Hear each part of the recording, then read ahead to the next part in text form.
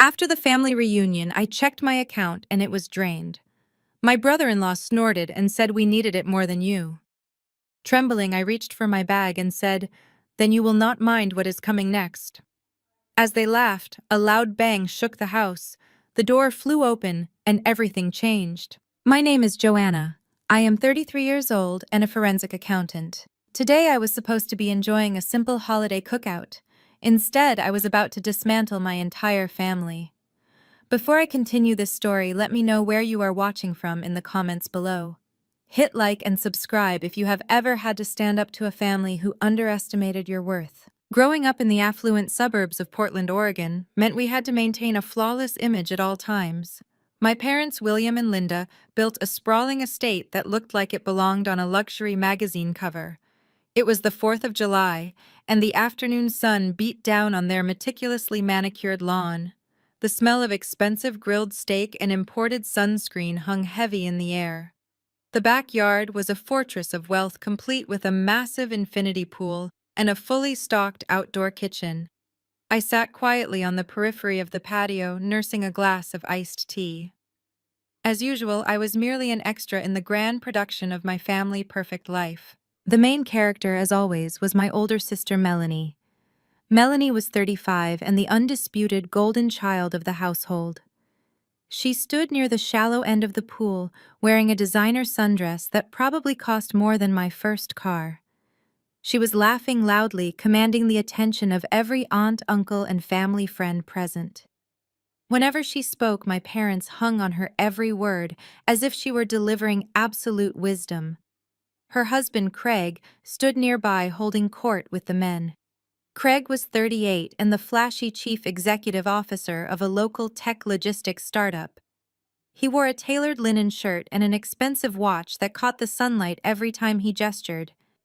He exuded an arrogance that my parents completely mistook for ambition. They adored him. They constantly praised his business acumen while completely ignoring my successful independent consultancy.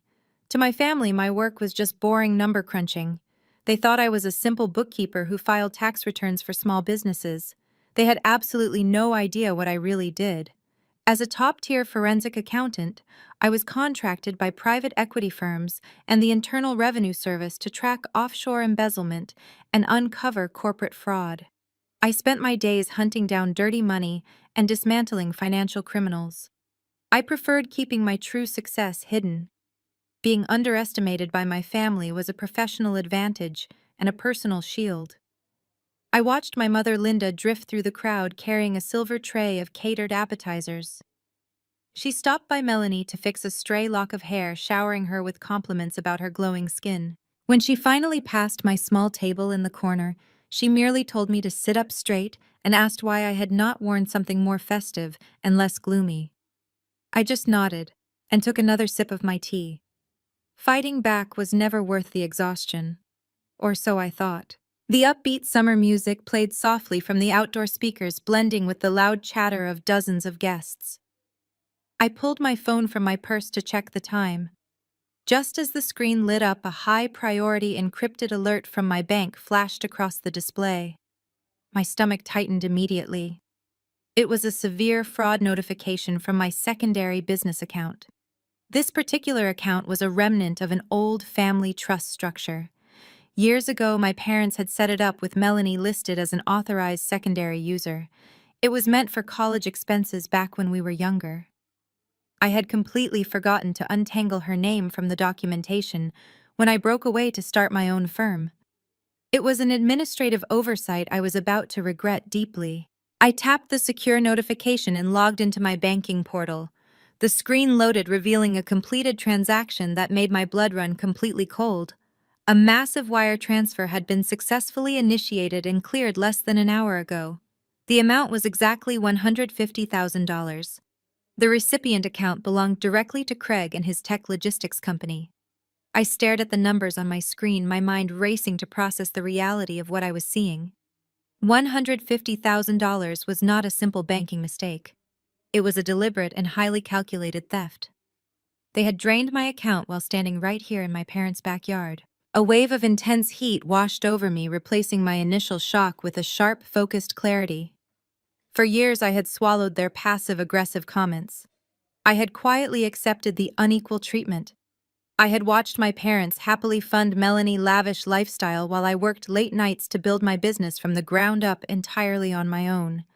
I had tolerated being the scapegoat and the forgotten child. But this was a line they could not uncross. This was not sibling rivalry. This was grand larceny. I stood up abruptly. The metal legs of my patio chair screeched loudly against the stone pavers. The harsh sound cut through the gentle hum of the party like a knife. Conversations around me faltered and died away. A few heads turned in my direction, looking annoyed by the disruption, but I did not care. I gripped my phone tight in my hand and marched directly toward the outdoor bar where Craig was heavily drinking. The summer heat felt oppressive, but I was completely numb to it. I navigated through the crowd of relatives and neighbors, keeping my eyes locked dead on my brother-in-law. He was leaning against the marble counter, swirling an expensive glass of bourbon and laughing at his own joke. He looked so incredibly comfortable and so utterly untouchable. He assumed that because I was the quiet sister, I would be an easy target for his financial crimes. He thought I would eventually notice the missing money and quietly ask my parents for help. He thought I would let them handle it as a private family matter to protect their precious social reputation. He thought wrong. I stepped up to the bar, invading his personal space. I called his name, my voice low but carrying a deadly calm. He stopped laughing and looked at me with a patronizing smile. He asked what was up, taking a slow, deliberate sip of his bourbon. He asked if I was having fun hiding in the corner. I held my phone up so the screen was inches from his face. The wire transfer confirmation glowed brightly in the afternoon sun. I demanded to know why $150,000 was just wired from my secondary business account directly into his company holding account. The relatives standing nearby suddenly found their drinks very interesting. The upbeat music seemed to fade into the background as silence spread across the bar area. Craig looked at the screen and did not even flinch. There was no flash of guilt in his eyes. There was no stammering attempt to deny what he had done. Instead, he let out a loud, arrogant snort. He waved his free hand dismissively, as if I had just asked him about a minor typo on a grocery list. He chuckled loudly for the crowd and claimed his startup had a minor margin call this week. He said they needed some quick liquidity to keep the investors happy. He explained that Melanie remembered she was still on that old trust account of mine, so they just borrowed the money to tide them over. I repeated the word borrowed, my voice dropping to a dangerously quiet register. I told him he stole $150,000 without my permission. Craig rolled his eyes and took another arrogant sip of his bourbon. He told me not to be so dramatic and claimed it was just a temporary loan. He boldly stated that they needed it more than I did. He said I was single and worked from home all day with no real expenses or responsibilities. He mocked me, asking what I was going to spend that kind of money on anyway, and suggested I would just buy cats. He laughed loudly, and a few of his sycophantic friends chuckled nervously along with him. He looked around at the family, fully expecting me to swallow my pride and back down like I always did when they mocked me. He expected me to lower my head and walk away in tears so they could continue their perfect holiday party. He expected my parents to step in eventually and tell me to be a good team player and support my successful sister. But I was entirely done playing on their team. Instead of crying, I felt a cold, absolute resolve settle over every nerve in my body. I looked at his smug face, and my own face turned to ice. I realized in that exact moment that my family viewed me as nothing more than a resource to be exploited and discarded. I told him quietly that I was not backing down, refusing to break eye contact. I pulled my phone back toward me and unlocked the keypad. Craig smiled widely, waiting for my inevitable retreat. He had absolutely no idea what I was about to do next. I looked right into his arrogant eyes and tapped 3 digits onto my glowing screen. 911. I pressed the green call button and raised the device to my ear. Craig let out a sharp laugh, shaking his head, as if I were a toddler throwing a tantrum over a broken toy. He actually took another sip of his bourbon, entirely convinced I was bluffing. He thought I was calling a friend to complain, or maybe leaving a voicemail for my therapist. He simply could not fathom that the quiet sister, the one who always absorbed the family punches, would ever strike back. The dispatcher answered on the second ring, asking for my location and the nature of my emergency. My voice was completely steady, devoid of any tears or panic. I stated my full name and provided the exact address of my parents' sprawling suburban estate. I told the dispatcher I needed police presence immediately to report a grand larceny and felony wire fraud in progress. I specified that the perpetrator was currently standing right in front of me and that the stolen amount was $150,000. Craig choked on his expensive bourbon. He coughed violently, the amber liquid spilling down the front of his tailored linen shirt. The smug, confident smile vanished from his face, replaced by a sudden twisting mask of confusion and rising panic. He aggressively wiped his chin and took a step toward me. He asked what I was doing, his voice dropping its jovial tone and taking on a threatening edge. I did not answer him.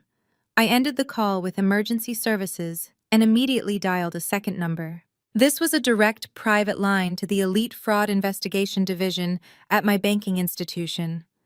As a forensic accountant who routinely contracted with federal agencies and private equity firms, I did not wait on hold with standard customer service. I bypassed the automated system entirely. A senior fraud investigator answered within seconds. I recited my secure clearance credentials and provided my secondary business account number. I instructed the agent to initiate an immediate hard freeze on the account and flag a fraudulent outbound wire transfer that had cleared within the last hour. I provided Craig exact corporate holding account routing numbers. I told the agent that the funds were stolen by an unauthorized user and that a police report had just been filed. I demanded a complete lockdown on the receiving institution pending a federal inquiry. By the time I lowered my phone from my ear, the atmosphere on the patio had completely shattered.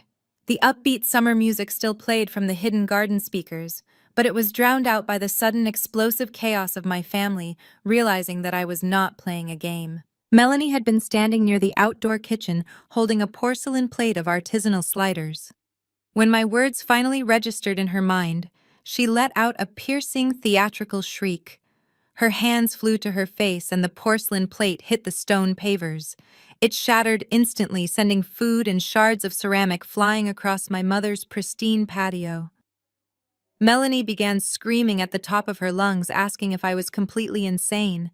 She shrieked that I was trying to ruin her husband over a simple family loan and that I was destroying their holiday party out of pure jealousy.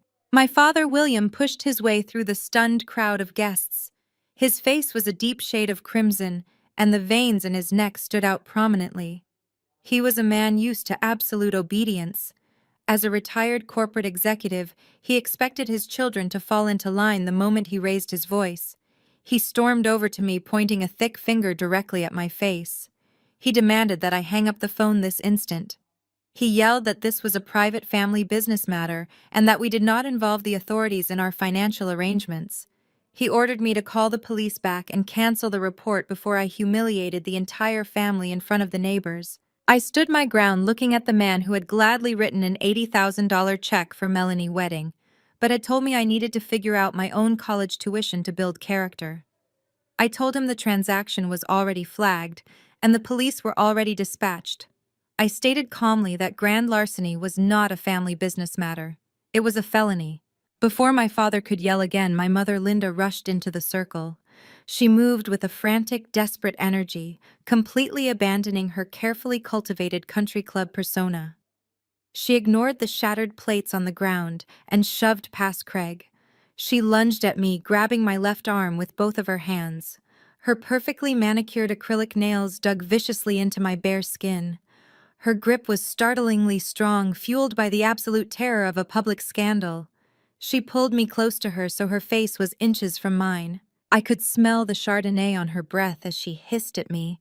Her voice was a venomous, tight whisper meant only for my ears, but filled with decades of conditional love. She told me that if I filed that report, I was dead to this family. She threatened to cut me off completely, telling me I would never be welcome in her home again if I let the police walk through her front doors to question her perfect son-in-law. She squeezed my arm harder, trying to physically force my submission. I did not flinch. I did not cry. I looked down at the hands gripping my arm. These were the hands that had lovingly packed Melanie bags for European vacations while handing me a list of household chores. I reached over with my free hand and placed my fingers over my mother's wrists. With slow, deliberate strength, I pried her fingers off my arm one by one. She gasped slightly in shock as I physically broke her hold on me. I let her hands drop away and looked her dead in the eye. The air between us turned completely frigid. I kept my voice perfectly level, making sure every single syllable carried the weight of my absolute finality.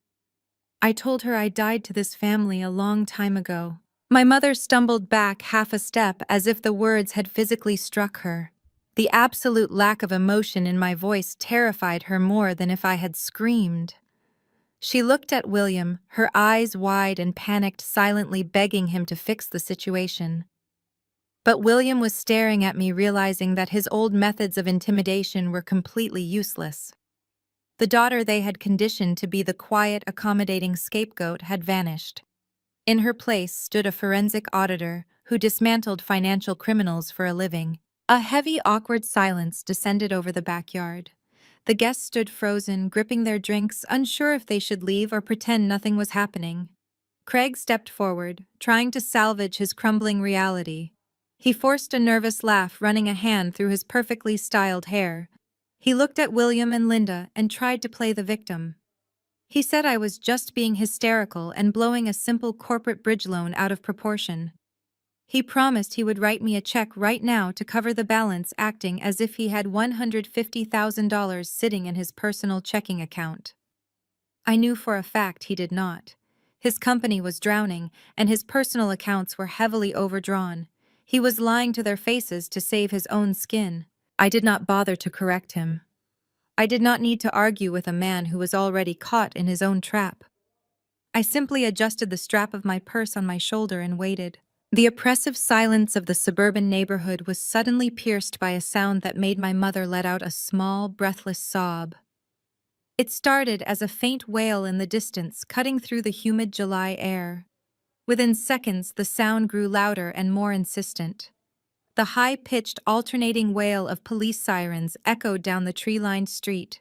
The red and blue flashing lights crested the hill, reflecting brightly against the large bay windows of my parents' living room. The sirens cut off abruptly as two police cruisers pulled aggressively into the long, circular driveway, blocking in Craig's expensive imported sports car. I turned my attention back to my brother-in-law. The arrogant, smug smile that he had worn just minutes ago when he mocked me for being single and working from home had completely vanished. The color drained from his face, leaving him a sickly shade of gray. He swallowed hard, his Adam apple bobbing visibly as the reality of his actions finally breached his massive ego. Heavy, authoritative knocks echoed from the grand mahogany front doors of the estate. The sound vibrated through the house and spilled out onto the patio, signaling the absolute end of my family's carefully constructed facade. Craig looked at me, his eyes wide with a sudden, desperate realization that his money, his charm, and his golden child wife could not stop what was coming through those doors. Two uniformed officers stepped onto the stone patio, their heavy boots breaking the tense silence that had gripped my parents' backyard. The flashing lights from their cruisers still painted the side of the house in harsh, alternating colors of red and blue, casting long shadows across the manicured lawn. The party guests parted like the Red Sea, shuffling awkwardly out of the way and trying to blend into the expensive landscaping. My mother let out a small, strangled gasp and buried her face in her hands while my father stood frozen near the expensive stainless steel grill. Craig, however, did exactly what I expected a cornered narcissist to do. He immediately pivoted. The stark panic that had drained the color from his face vanished, replaced in a split second by his polished, charismatic chief executive officer persona. He smoothed the front of his tailored linen shirt, plastered on an easy, confident smile, and walked directly toward the officers with his right hand outstretched. He introduced himself as the head of a major local tech firm, dropping the name of his company and subtly hinting at his various golf club connections within the city government. He offered the officers a cold bottle of water or a fresh plate of catered food, acting the part of the gracious, affluent host whose quiet Sunday afternoon had been rudely interrupted by a minor clerical error. The taller of the two officers politely declined the water, resting his hand on his duty belt. He looked around the silent crowd and asked who had placed the emergency call reporting a felony theft. I stepped forward, raising my hand high. I stated clearly that I was the caller and that exactly $150,000 had just been illegally wired from my private business account to the holding company owned by the man standing right in front of them. Craig let out a loud, booming laugh that sounded incredibly genuine if you did not know he was a calculating sociopath. He shook his head and placed a heavy, condescending hand on my shoulder, which I immediately shoved away with disgust. He turned to the officers and told them that this was nothing more than a trivial family misunderstanding. He gestured expansively to my parents, who were nodding along frantically, and to Melanie, who was wiping away theatrical tears by the edge of the infinity pool. Craig spun a masterful web claiming we were all dealing with a complicated joint family trust and that wires were simply crossed during a routine quarterly portfolio rebalancing. He threw out corporate buzzwords like liquidity margins, asset allocation, and bridge capital, hoping to confuse the street cops into writing the whole thing off as just another wealthy family squabbling over their excessive allowance. The officers turned their attention back to me, their expressions hardening slightly as they tried to decipher who was actually telling the truth. I did not raise my voice or act hysterical. I knew that showing any emotion would only play into Craig's narrative that I was an unstable sister throwing a tantrum. I simply handed the taller officer my phone, displaying the undeniable digital trail. I pointed to the exact timestamp, the routing numbers, and the destination account.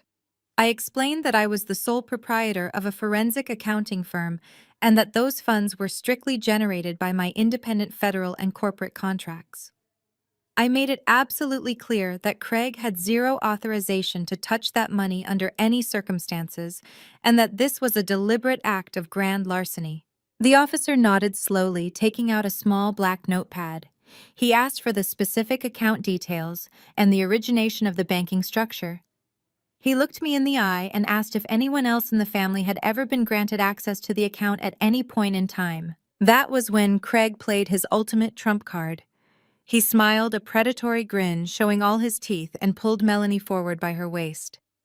He told the officer that his lovely wife Melanie was actually an authorized signer on the account. He explained that her name was right there on the original legacy trust documents from over a decade ago, and as her husband, he was acting on her behalf to secure family assets. My heart skipped a beat as the brutal realization slammed into my chest. When I first opened that secondary account in my early 20s, it was loosely tied to an old educational trust my parents had set up for us. Melanie had been listed as an emergency secondary user back when we were still naive college students. When I finally broke away from my toxic family to build my own business, I had completely rebuilt my primary financial infrastructure, utilizing secure servers and encrypted banking. But I had carelessly left that specific secondary account open and untouched, using it merely as a holding pen for overflow contract payments. I had completely forgotten that her name was technically still buried deep in the original authorization paperwork sitting in a bank vault somewhere downtown. The officer looked at me and asked if his statement was true. I gritted my teeth, my nails digging into the palms of my hands. I admitted that yes, her name might technically still be on the decade-old origination documents. I quickly added that she had never contributed a single cent to the balance, had never accessed the funds, and had absolutely zero legal right to transfer my hard-earned corporate earnings to save her husband failing startup from bankruptcy. The second officer let out a heavy sigh and clicked his pen closed. The sound was like a physical blow to my stomach. He looked at me with a mixture of professional pity and mild annoyance. He explained that because Melanie was still legally listed as an authorized secondary user on the account, she technically had the right to initiate a transfer. He stated that from a strict law enforcement perspective, no criminal theft had occurred because an authorized user had moved the money. He told me plainly that their hands were completely tied. I felt a cold, absolute fury rising in my chest, threatening to consume me. I stared at the officers and demanded they look at the obvious corporate fraud taking place right in front of them. I pointed out that the money was moved specifically to cover a margin call for a completely separate corporate entity and that this was textbook embezzlement regardless of the legacy signature. The taller officer shook his head, adjusting his utility belt and stepping back. He declared firmly that this was strictly a civil matter. He said the police could not arrest someone for transferring funds from a joint account, even if the other account holder vehemently disagreed with the transaction. He advised me to hire a civil litigation attorney and take it up in a courtroom. I refused to back down entirely. I demanded that they at least file a formal incident report on the record documenting the exact amount transferred, the destination routing numbers, and the statements made by Craig acknowledging the transfer on my parents' patio. I needed the official paper trail for the counterstrike I was already planning in my head. The officers agreed to file the report, handing me a yellow slip of paper with an incident number before turning to leave the property. As the officers walked back down the long driveway and the flashing lights finally disappeared from the front of the house, the atmosphere on the patio shifted instantly. The suffocating tension that had held the holiday party hostage evaporated. It was immediately replaced by a sickening wave of vindication from my family. Craig watched the police cruisers pull away and let out a deep, exaggerated breath. He rolled his shoulders, adjusting his expensive linen shirt, and turned back to face me. The arrogant smirk had fully returned to his face, stretching from ear to ear. He looked like a man who believed he had just conquered the world. He had successfully manipulated the local police, exploited a decade-old administrative loophole, and walked away with $150,000 of my money without a single scratch on his reputation. He walked over to my father and clapped William hard on the shoulder. He laughed loudly, telling my father that the police always appreciate a calm, rational explanation from a fellow businessman. He acted as if he had entirely outsmarted the justice system and beaten me at my own game.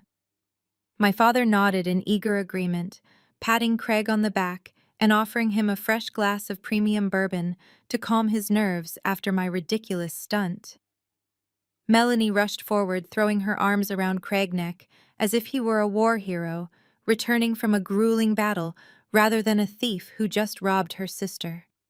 The extended family and neighborhood guests began to murmur among themselves, shaking their heads in my direction and whispering about my dramatic and unstable behavior. They were all too eager to accept the convenient narrative that I was the villain for daring to question the golden couple. Emboldened by the police departure and the unwavering blind support of the crowd, my father turned his attention back to me. The relief he felt at avoiding a public arrest quickly mutated into a blinding, self-righteous fury. William marched across the stone pavers, his face dark with a rage I had not seen since I was a teenager. He did not care that dozens of guests were watching our private family nightmare unfold. He wanted to make a public example out of me. He stopped inches from my face, pointing his finger so close to my nose I could feel the air move. He screamed at the top of his lungs, demanding to know what was severely wrong with me. He yelled that I had just tried to send his innocent son-in-law to prison over a simple banking error. He did not wait for my answer. He launched into a vicious tirade attacking my character, my career, and my entire existence within the family structure. He screamed that I had always been pathologically jealous of Melanie. He shouted that ever since we were children, I could not stand the fact that she was more successful, more beautiful, and more loved by everyone around her. He claimed that my phone call to the police was nothing more than a pathetic, desperate attempt to ruin her perfect marriage because I was so miserable and alone in my own empty life. He told me I was a bitter, spiteful woman who was tearing the family apart from the inside out just to get a little bit of attention. His words echoed across the expansive backyard, bouncing off the surface of the infinity pool and ringing in my ears, setting the stage for a bitter and defining clash. The echo of my father's screaming voice bounced off the pristine brick exterior of their mansion. Jealous. The word hung in the humid air like a toxic cloud. For 33 years, that single word had been their absolute favorite weapon against me. Any time I had an independent thought, any time I demanded basic respect, any time I pointed out a glaring double standard in our household, I was simply dismissed as being jealous of my perfect older sister. I looked at William. His chest was heaving, his face still a dark mottled red from his screaming fit. I did not shrink back into myself the way I had when I was a teenager. I did not drop my gaze to the stone pavers and apologize for causing a scene. Instead, I took a slow, deliberate step forward, invading his personal space, just as aggressively as he had invaded mine. I repeated the word jealous, my voice dropping to a dangerously quiet register that forced everyone on the patio to hold their breath just to hear me. I asked him if he meant the kind of jealous that made me sit quietly in the back row while they paid cash for Melanie's $80,000 destination wedding. I watched his eyes widen slightly, but I did not stop pushing. I asked if he meant the kind of jealous that made me take out massive high-interest student loans for my college tuition while they bought Melanie a brand new luxury sports car as a graduation present. I reminded him of his exact words to me on the day I left for my freshman year of college. I quoted him verbatim, telling him how he looked me in the eye and said girls like me needed to learn the value of a struggle to build character. I asked him what kind of character Melanie was building right now by letting her husband steal my money to fund their collapsing house of cards. Melanie let out a dramatic gasp, clutching her hands to her chest as if she had been physically struck by my words. She cried out to our mother, claiming that I was attacking her on purpose and trying to ruin her holiday weekend. Linda immediately wrapped her arms around Melanie, glaring at me with absolute disgust. Linda yelled that I was being vicious and ungrateful. She said that Melanie had always been more fragile and needed more financial and emotional support, while I was always so fiercely independent and difficult to manage. She framed their blatant financial and emotional neglect as a compliment to my resilience. It was the exact same twisted logic they had used my entire life to justify treating me like a second-class citizen in my own home. William stepped between me and my mother, his massive frame attempting to physically intimidate me into submission. He pointed his thick finger at the wrought iron gate leading out to the driveway.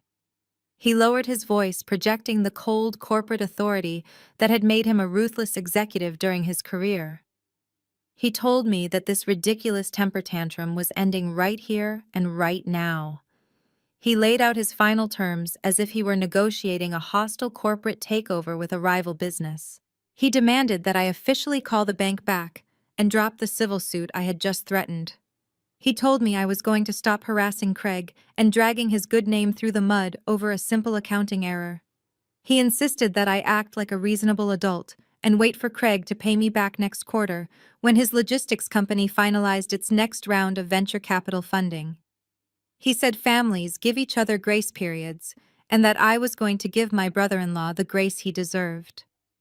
He wanted me to smile and swallow a six-figure theft so his golden child could maintain her illusion of a perfect marriage and limitless wealth. I stared at him, letting the sheer audacity of his demands wash over me. William was not finished. He crossed his arms over his chest, delivering his ultimate threat to force my compliance.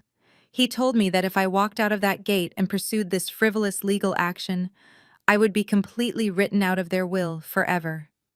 He vowed to call his estate attorney the very next morning and strip my name from every family trust, every piece of property, and every investment portfolio they owned. He promised that I would not see a single dime of the family fortune when they passed away. He looked at me with absolute finality, waiting for the threat of financial ruin to force me to my knees. He expected me to panic at the thought of losing my inheritance.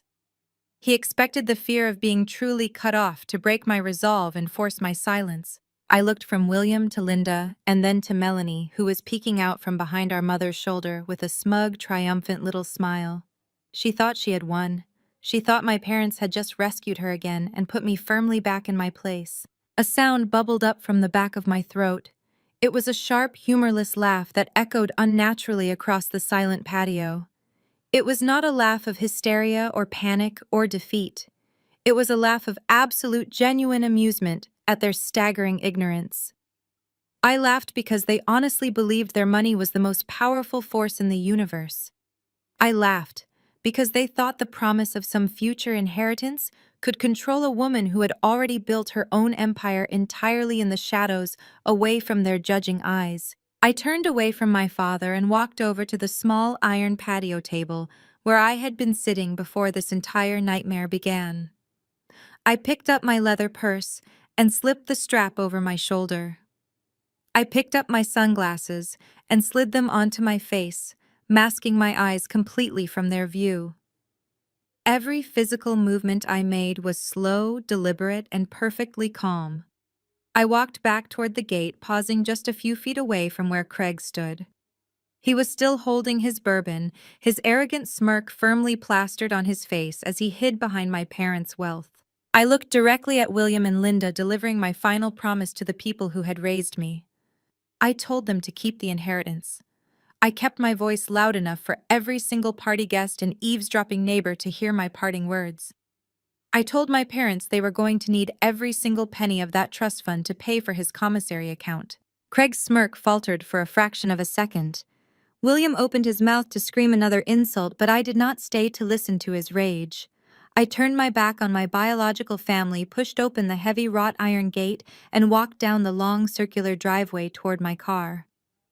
I did not look back at the sprawling estate. I did not shed a single tear for the family I was leaving behind. The heavy, oppressive weight that had crushed my chest for my entire life was suddenly gone. I got into my car, started the engine, and drove away from their toxic fortress. For the first time in 33 years, I felt completely and utterly free. The drive back to my apartment was quiet and smooth. The chaotic noise of the suburban barbecue faded into the distance, replaced by the rhythmic hum of my tires on the pavement. I lived in a sleek, highly modernized high-rise building downtown. It was a minimalist sanctuary of glass and steel, a stark contrast to the cluttered, heavy opulence of my parents' suburban estate. I parked my car in my secure underground garage and took the private elevator directly up to my top-floor apartment. When I walked through my front door, I dropped my keys on the granite counter and headed straight for my home office. The room was dark, illuminated only by the faint glow of the city lights filtering through the floor-to-ceiling windows. I did not bother turning on the overhead lights. I sat down at my massive desk and ran my finger across the biometric scanner on my primary workstation. The heavy-duty dual monitors sprang to life instantly, casting a pale blue light across the dark room. I entered a sequence of complex passwords navigating past 3 layers of encrypted corporate firewalls. My family thought I filed taxes for local bakeries and managed payroll for small businesses. They had no concept of the digital fortress I commanded from this very chair. I bypassed my standard commercial servers and logged directly into a highly secured, restricted federal database. I routed my connection through a secure proxy, accessing the private communication channel I shared with my handler at the federal task force. The screen blinked, displaying a stark black background with a simple encrypted text prompt. A message popped up immediately indicating that the investigator on the other end had been waiting anxiously for my signal. The text glowed in bright green letters across the dark monitor.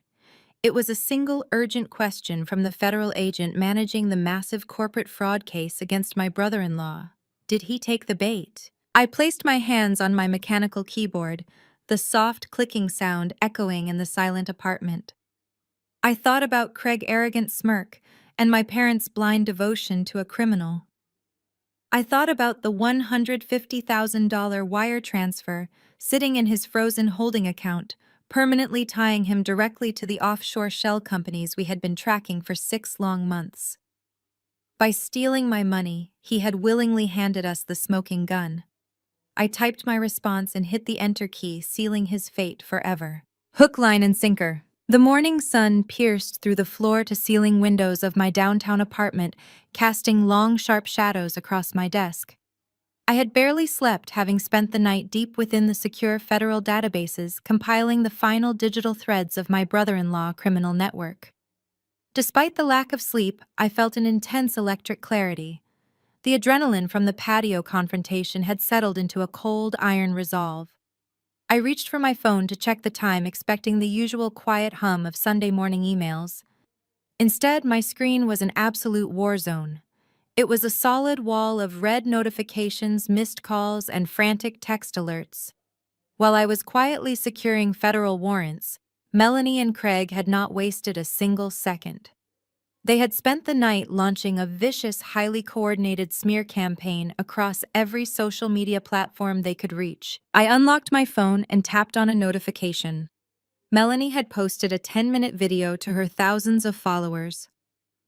I watched her perfectly manicured face contort in mock agony as she sat on her pristine white living room couch.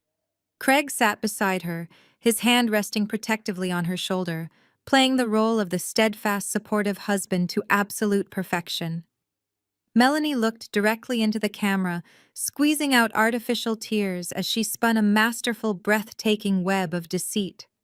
She told her audience a heartbreaking story about her deeply troubled, mentally unstable younger sister.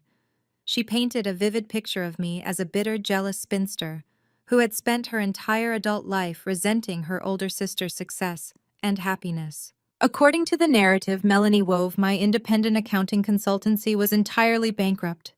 She claimed my business was failing miserably because of my erratic, paranoid behavior and my inability to maintain professional relationships.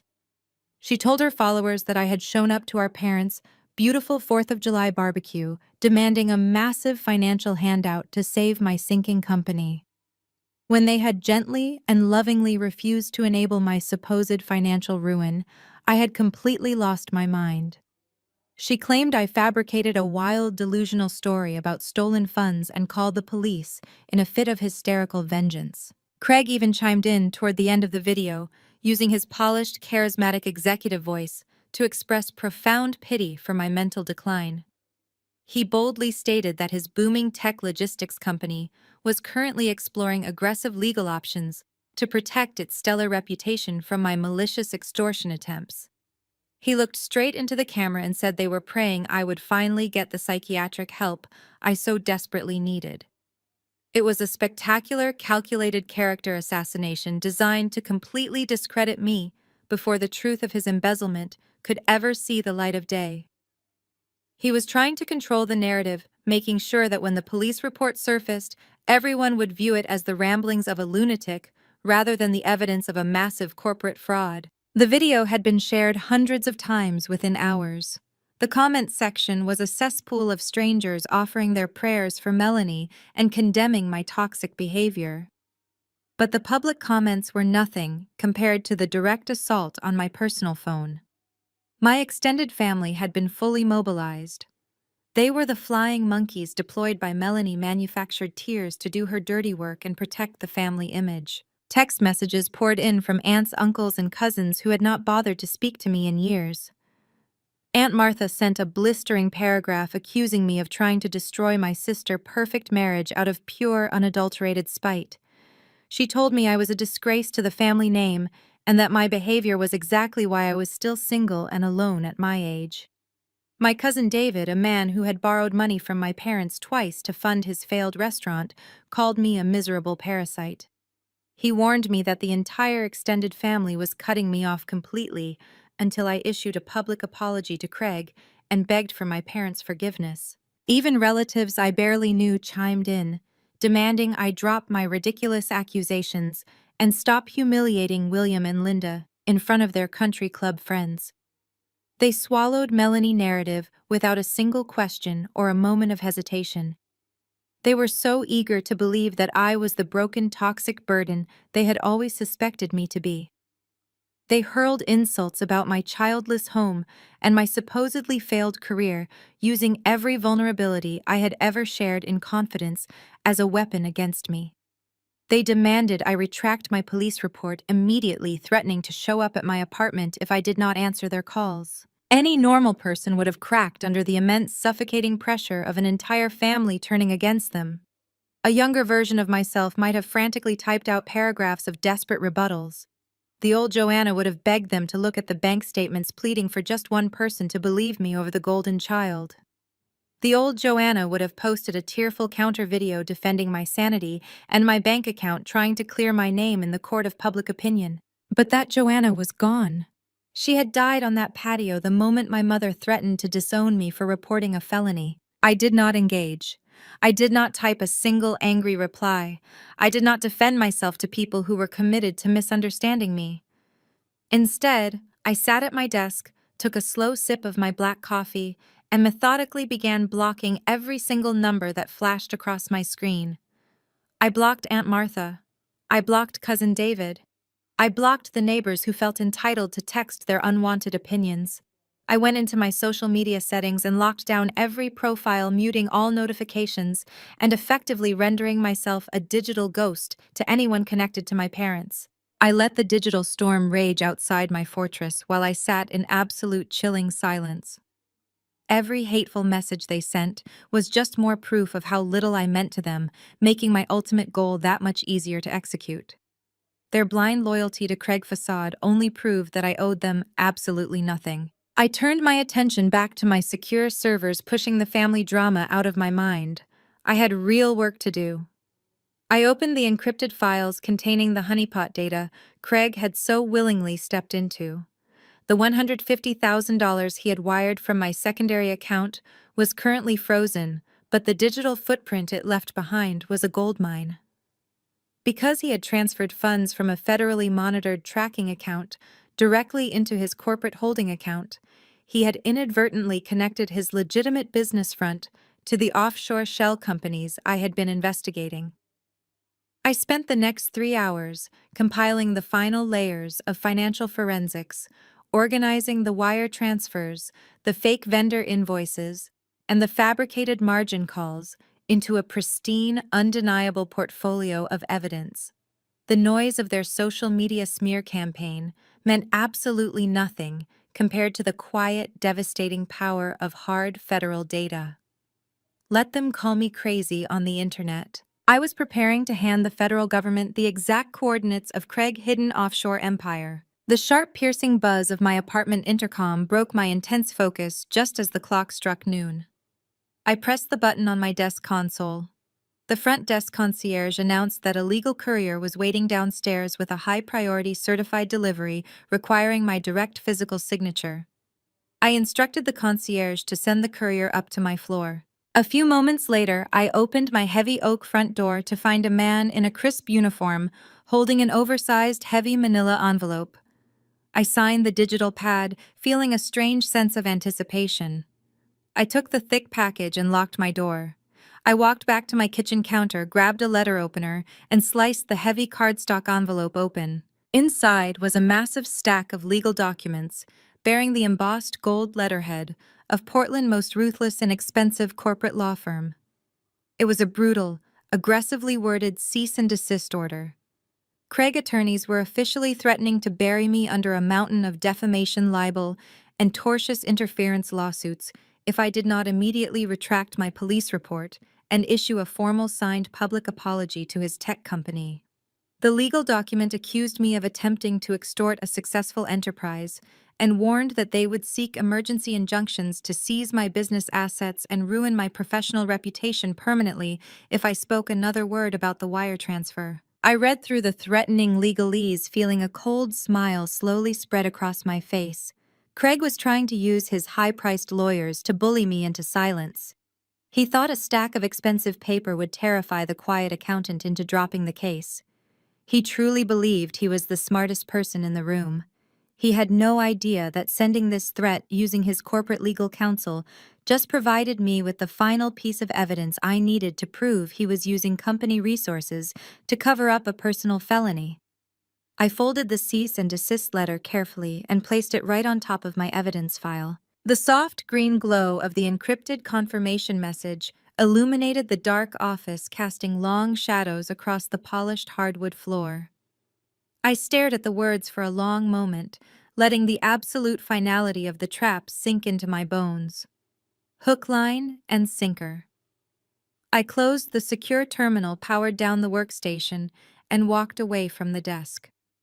I slept that night with a profound, dreamless peace that I had not experienced since I was a small child. When the morning sun finally pierced through the floor-to-ceiling windows of my high-rise apartment, I woke up feeling dangerously clear-headed. I walked into the kitchen, poured myself a cup of black coffee, and casually tapped the screen of my phone to check the time. I was instantly met with a solid wall of red notifications. My screen was an absolute war zone of missed calls, frantic text alerts, and urgent social media tags. While I had been quietly sleeping, the sleep of the victorious Melanie, and Craig had spent the entire night launching a vicious, highly coordinated digital smear campaign. I opened the primary social media application and was immediately greeted by a 10-minute video posted to Melanie public profile. It had already amassed thousands of views and hundreds of shares. I tapped the screen and watched my sister perfectly manicured face contort in mock agony.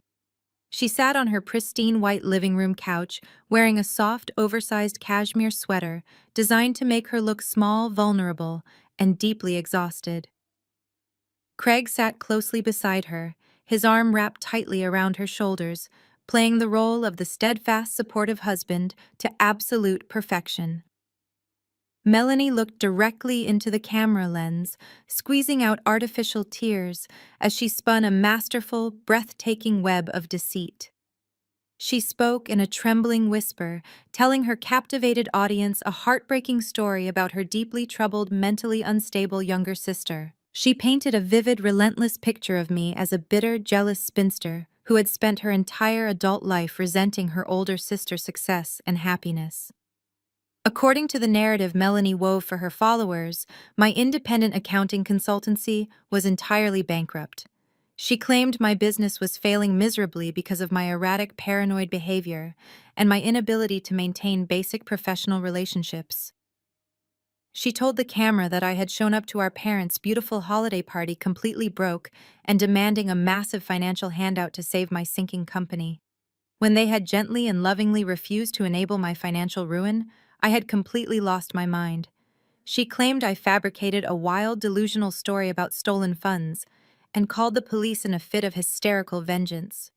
Craig even chimed in toward the end of the video, using his polished, charismatic executive voice to express profound pity for my mental decline. He boldly stated that his booming tech logistics company was currently exploring aggressive legal options to protect its stellar reputation from my malicious extortion attempts.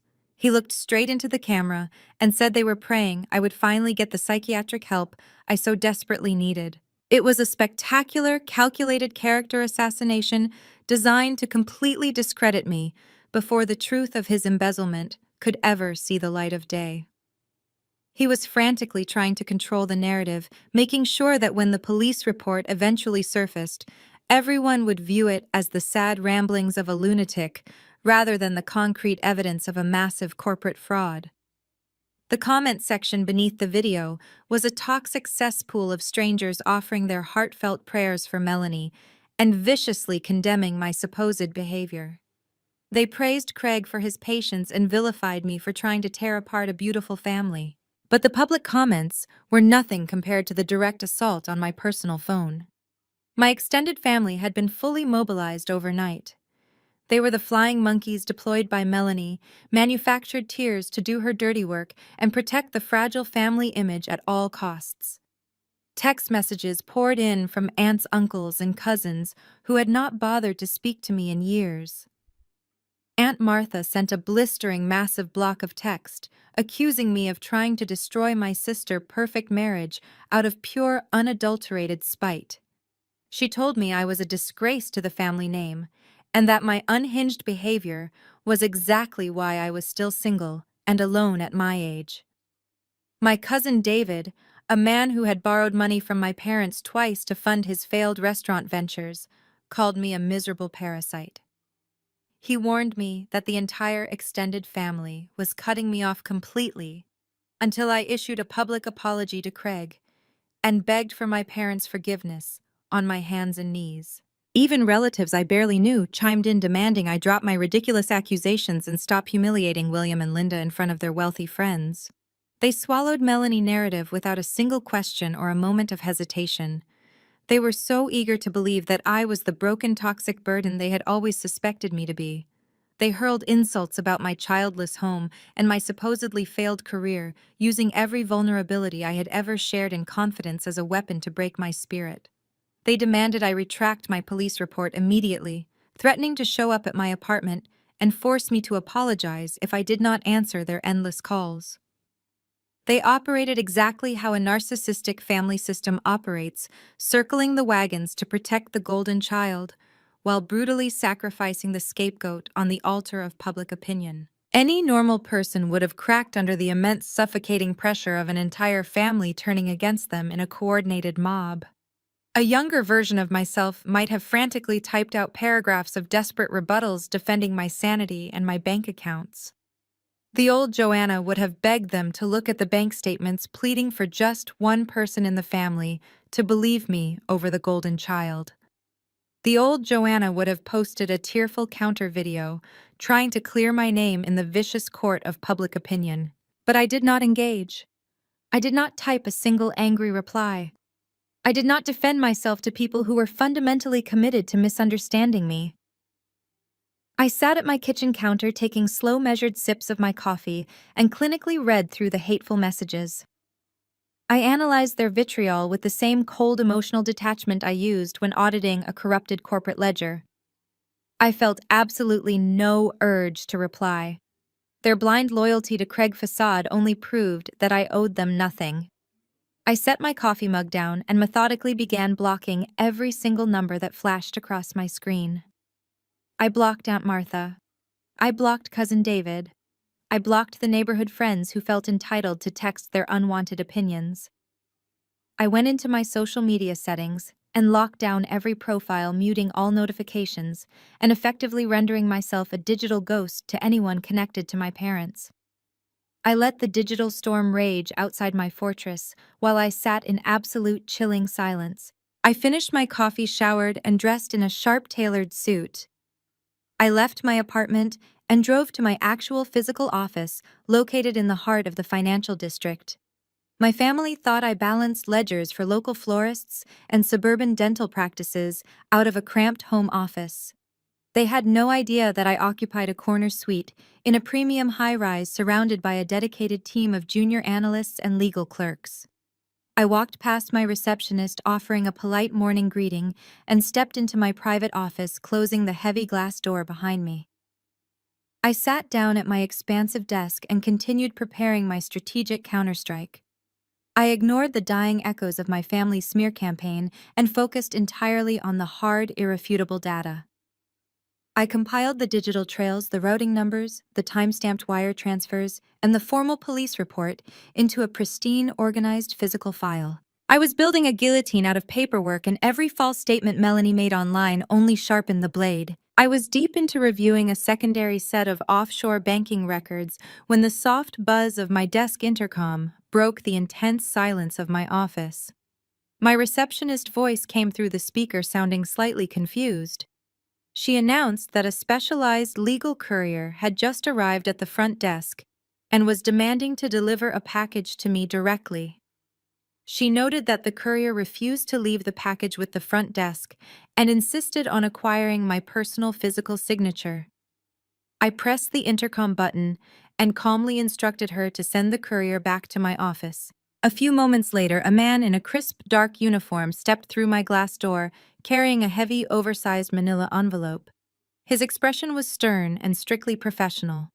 He handed me an electronic tablet and a stylus, pointing to the glowing signature line. I signed my name with a smooth, practiced motion and accepted the package. The courier turned on his heel and walked out, leaving me alone with the heavy envelope resting on the center of my mahogany desk. I did not need to open it to know what it was, but I reached into my top drawer and pulled out a silver letter opener anyway. I sliced through the thick cardstock and pulled out a massive stack of premium legal paper.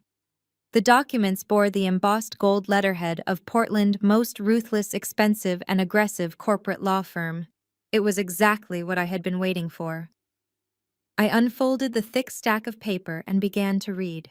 It was a brutal, aggressively worded cease and desist letter, drafted by a team of high-priced litigators representing Craig Tech Logistics Company. The legal document formally accused me of attempting to extort a highly successful enterprise through malicious falsehoods. It stated that my actions at the holiday party constituted a targeted campaign of harassment driven by personal financial desperation.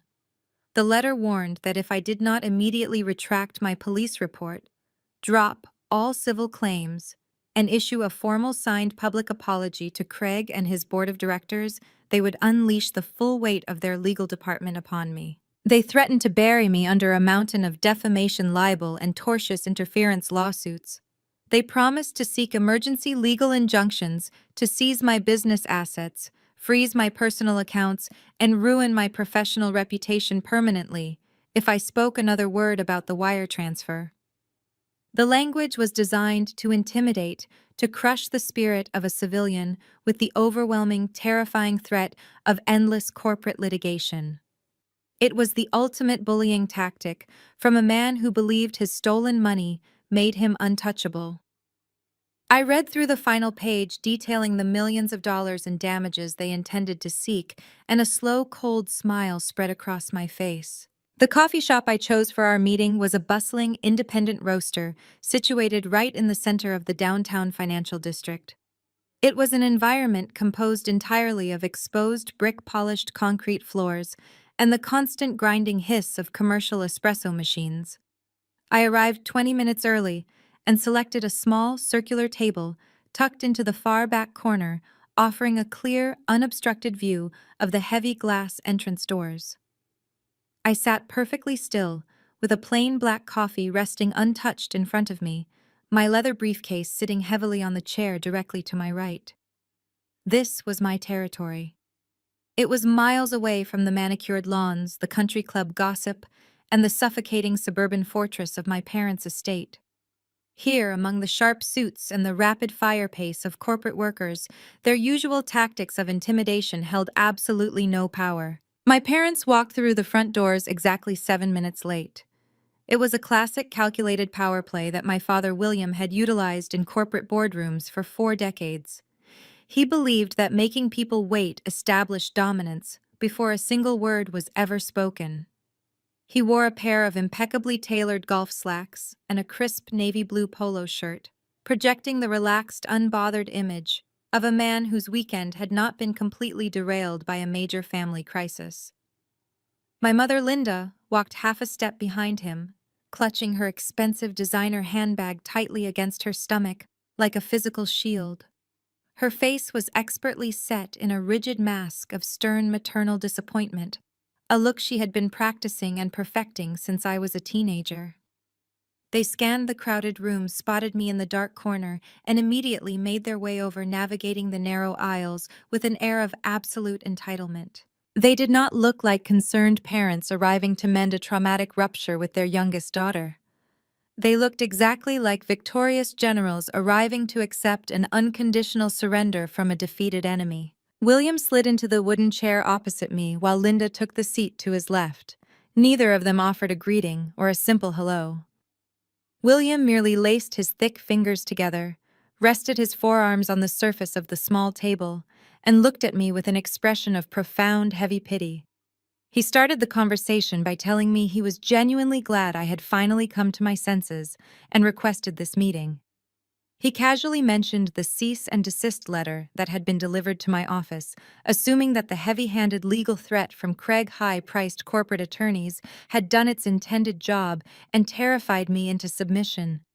He spoke in the deep, resonant tone of a chief executive officer addressing a severely misguided junior employee. He told me that his own lawyers had strongly advised him not to speak with me at all, given my erratic behavior, but he was making a generous exception today because family must always come first. Linda chimed in immediately, seamlessly layering her syrupy condescension over his corporate bluster. She leaned across the small table, attempting to place her hand over mine, but I smoothly and deliberately pulled my hand away, resting it in my lap. She let out a long, dramatic sigh, telling me that Melanie was still deeply traumatized and physically ill over my online behavior and my vicious attempts to ruin her reputation.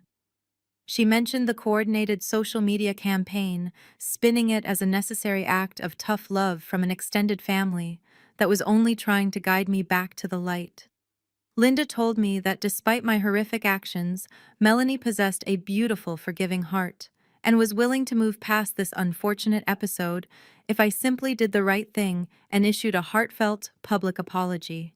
William then took over to lay out their specific terms for my redemption. I was to immediately contact the local precinct and formally withdraw my police report, claiming it was filed during a mental health crisis.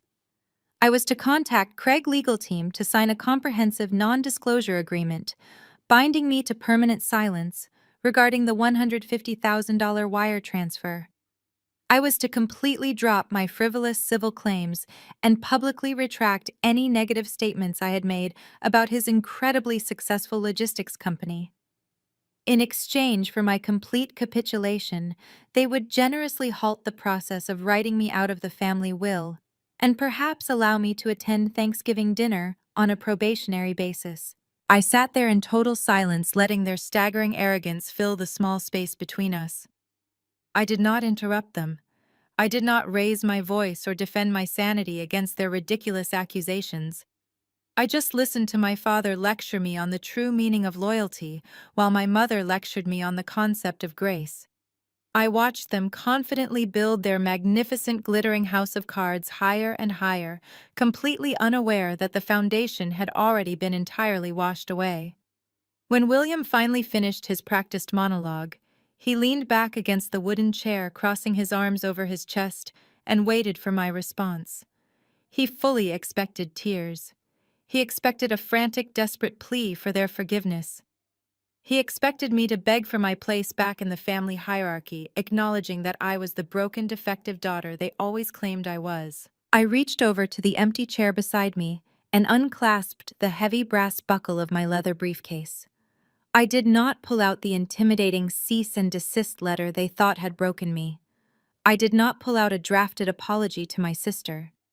I pulled out a single thick piece of premium paper.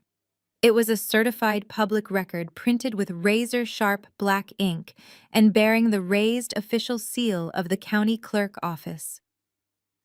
I placed the document face down on the wooden table, keeping my palm pressed flat against the back of the page. I looked directly at my father, meeting his condescending glare with absolute ice-cold neutrality. I told him that I did not ask for this meeting to beg for my money back. I told him that my federal task force had already seized those funds and secured them in an evidence locker. I told him that I did not call this meeting to apologize to Melanie or to beg for my reinstatement into their precious will. I slowly slid the heavy paper across the smooth surface of the table until it stopped exactly halfway between us. I looked at William and told him to pick it up. William frowned, his thick gray eyebrows drawing together in a deep V of sudden irritation. He clearly thought this was another trick, another one of my supposedly dramatic, hysterical stunts. He let out a sharp, dismissive breath, picked up the certified document, and flipped it over. I watched his eyes drop to the top of the page. I had taken the liberty of highlighting the most critical sections in bright fluorescent yellow ink, ensuring he would not miss a single devastating detail in the dense legal jargon. I kept my voice perfectly level, matching the ambient noise of the coffee shop as I delivered the final lethal blow to their perfect suburban illusion. I told him that before he permanently disowned his youngest daughter, to protect his brilliant golden son-in-law, he might want to ask Craig why he secretly leveraged their fully paid-off retirement home to pay off his furious offshore investors. The silence that instantly fell over our small table was absolute and heavy. The ambient background noise of the busy coffee shop, the grinding espresso beans, the clinking ceramic mugs, the lively chatter of other patrons seemed to completely vanish, leaving a ringing vacuum in my ears. William stared down at the paper. His eyes darted back and forth across the highlighted text, reading the exact same lines over and over again, as if his brain simply refused to translate the English words into a reality he could comprehend. Linda looked rapidly from my calm face to William's frozen posture, her mask of smug disappointment slipping instantly into a state of genuine rising panic. She placed a trembling hand on his arm, asking him what the paper was and demanding to know what I was talking about. William could not answer her. His mouth opened slightly, but no sound emerged from his throat. The document he was holding was a massive commercial second mortgage taken out against the entire equity of my parents' sprawling suburban estate. The principal amount was staggering, reaching well into the multi-millions, securing a massive line of credit against the property they had worked their entire lives to own outright. And the authorizing signature sitting at the very bottom of the page alongside a fraudulently acquired and illegally notarized power of attorney was Craig. I did not give them a moment to catch their breath. I maintained my clinical forensic tone, laying out the absolute destruction of their golden child life. I explained that Craig, a highly successful tech logistics company, had never been successful at all. It was a crumbling, sophisticated shell company Ponzi scheme that had been bleeding unrecoverable cash for over 2 years. I told them that he had been illegally using new investor money to pay off massive old debts while simultaneously funding his lavish, extravagant lifestyle with Melanie. When the venture capital completely dried up and the federal regulators began circling his offshore accounts, he became frantic. I explained that the $150,000 he stole from my account was just a desperate temporary fix to cover a single, immediate margin call. But the real money, the massive millions he needed to keep his violent, angry offshore investors from completely destroying him, he had extracted directly from the equity of their pristine estate. He had forged their names, falsified their consent, and gambled their entire life savings to buy himself a few more months of freedom. By transferring those specific funds from my highly monitored federal honeypot account, he had inadvertently handed my task force the final missing link connecting his domestic fraud directly to his illegal international wire network. I watched the devastating realization physically strike my parents. The absolute, undeniable truth crashing through decades of blind denial and toxic favoritism, destroying everything they believed to be true. William's face rapidly drained of all color, leaving his usually ruddy skin a sickly, translucent shade of ashen gray. His hands began to shake so violently that the heavy legal paper rattled audibly against the wooden table. He dropped the certified document as if the paper itself had suddenly caught fire. He did not look at me. He did not look at Linda, who was now staring down at the highlighted mortgage amounts with wide, terrified, unblinking eyes. William frantically dug his shaking hand into the front pocket of his golf slacks and pulled out his cell phone. His thick thumb fumbled clumsily against the smooth glass screen as he desperately brought up his contacts and selected Craig's private direct personal number. He pressed the phone hard against his ear, his chest heaving, his breath coming in short, rapid, shallow gasps. I sat perfectly still, watching the proud, arrogant man who had terrified and belittled me for 33 years completely unravel in the middle of a public coffee shop. We sat in agonizing silence, waiting for the brilliant golden child husband to pick up the line and smoothly explain away this massive, catastrophic mistake. We waited for Craig to use his charm to fix the unfixable, but the ringing stopped almost immediately.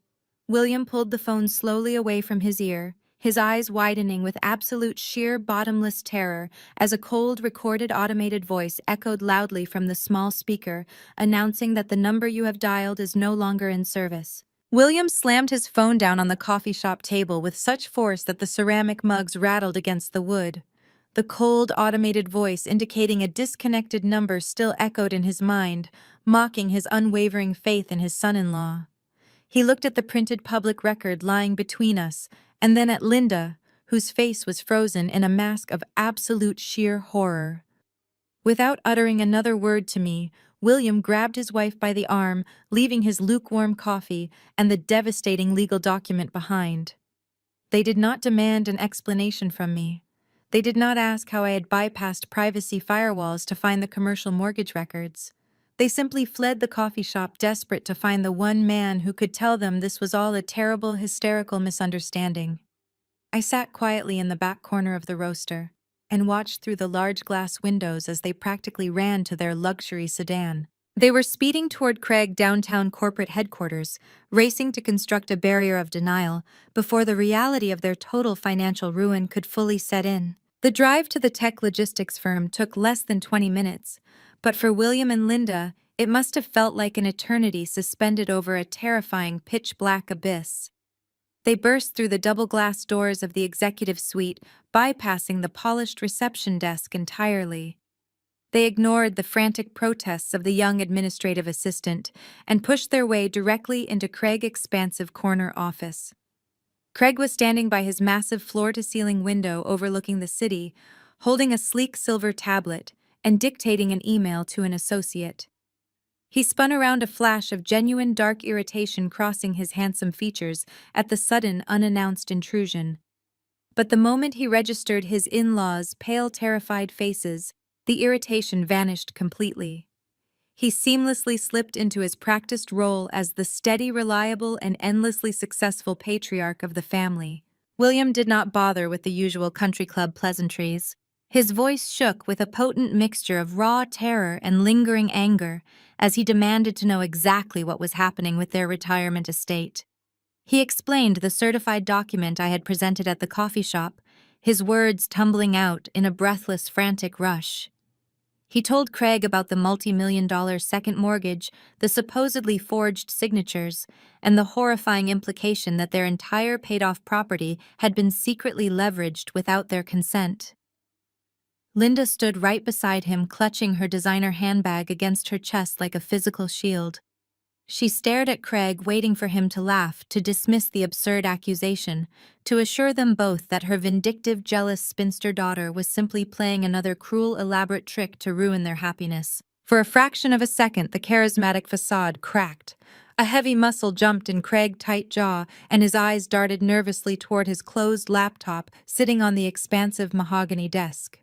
But Craig was a master manipulator, a man who had built an entire lucrative career on selling elaborate illusions to wealthy, greedy investors. He took a slow, deep breath, let out a warm, reassuring chuckle, and walked over to guide Linda to a plush leather sofa. He looked William dead in the eye and shook his head with an expression of profound, weary disappointment. He told them he simply could not believe Joanna had gone this far to tear the family apart. He smoothly admitted that yes, there was a secondary financial instrument attached to their property, but he immediately framed it as an exclusive, highly confidential wealth-building strategy that he had been managing entirely on their behalf.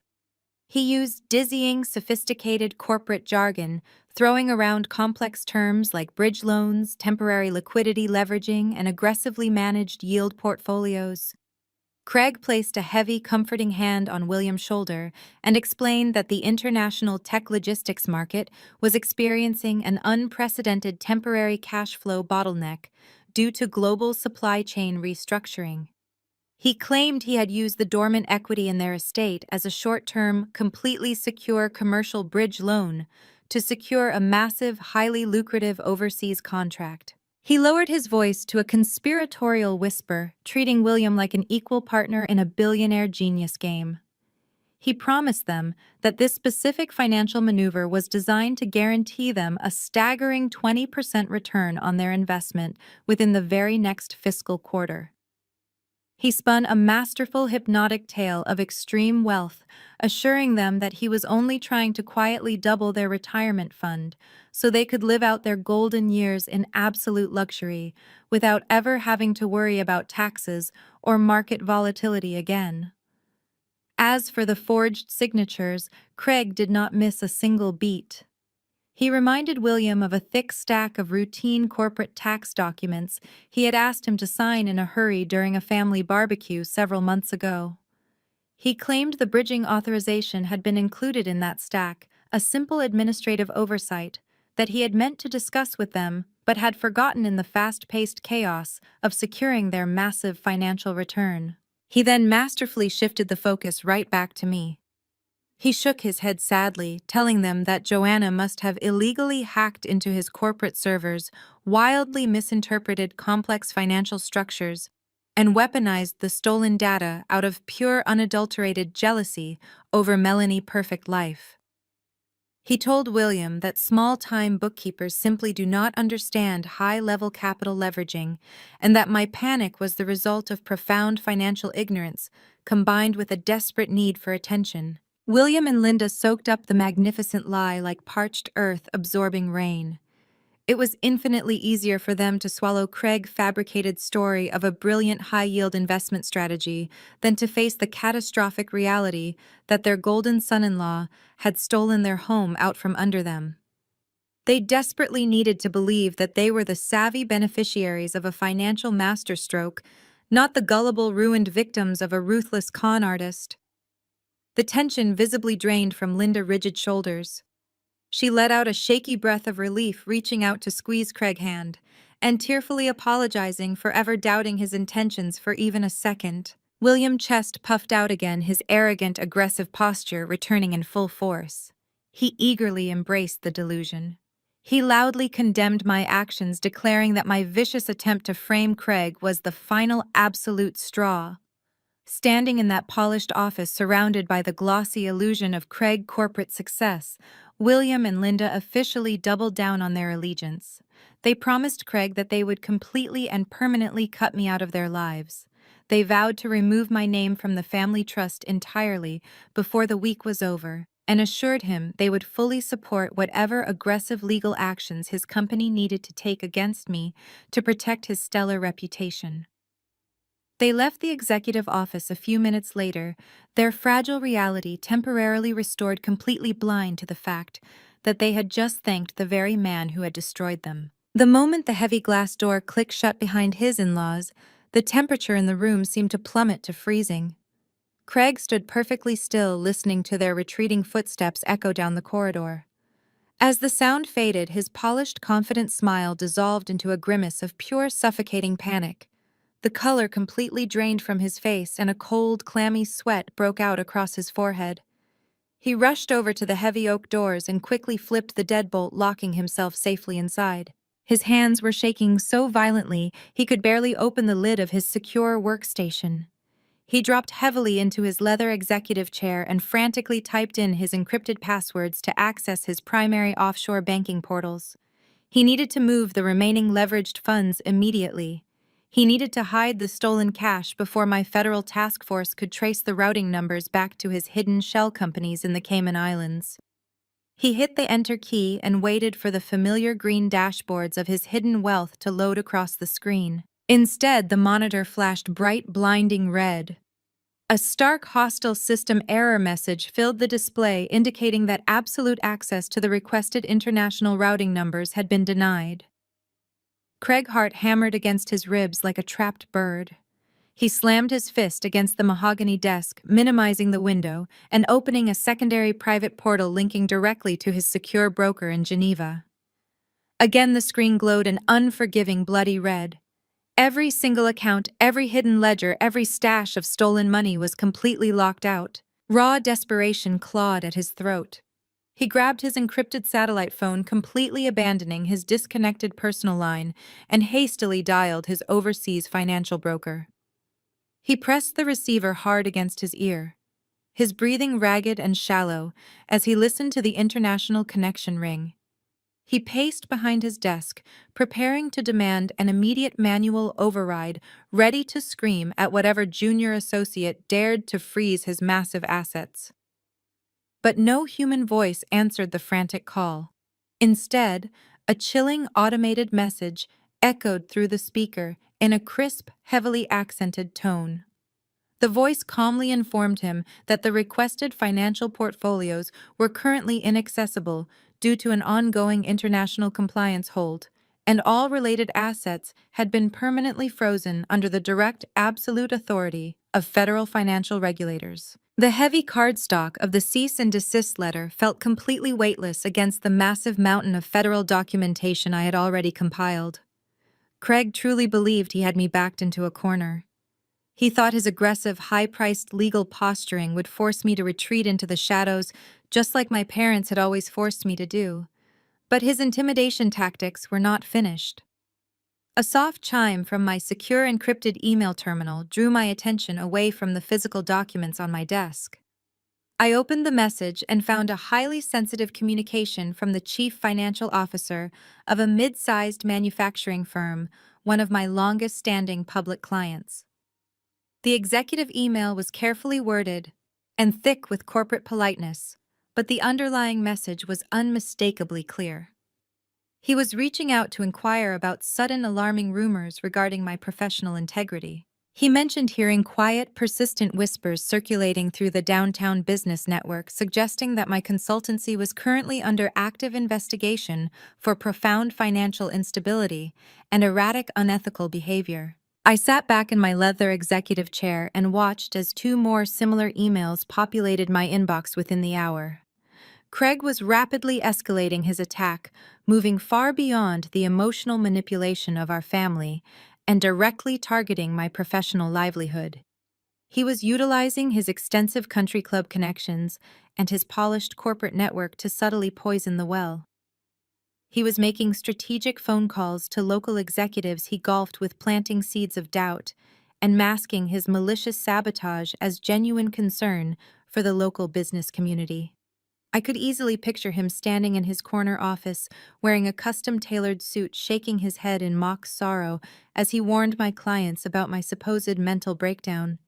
He was systematically attempting to isolate me, ensuring that when the dust settled, I would be left completely bankrupt, professionally ruined, and entirely dependent on the very family that was currently trying to destroy me. It was a classic scorched earth strategy designed to obliterate any credibility I possessed before my accusations against him could gain traction. Any ordinary accountant would have been paralyzed by the sheer terror of watching their entire client base evaporate in a single afternoon.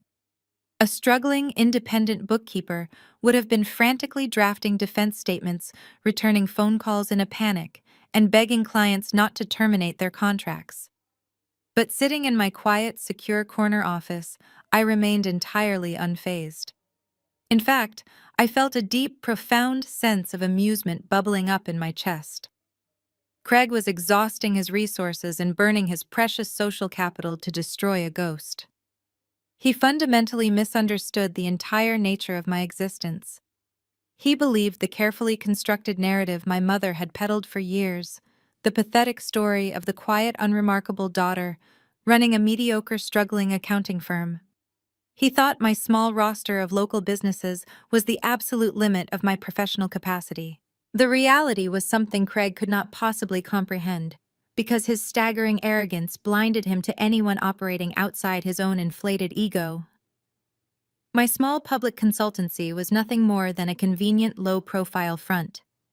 I was not a struggling neighborhood bookkeeper desperately trying to balance ledgers for local florists and dental offices. I was a top-tier forensic auditor, a highly specialized financial predator contracted directly by multinational private equity firms, and the Criminal Investigation Division of the Internal Revenue Service.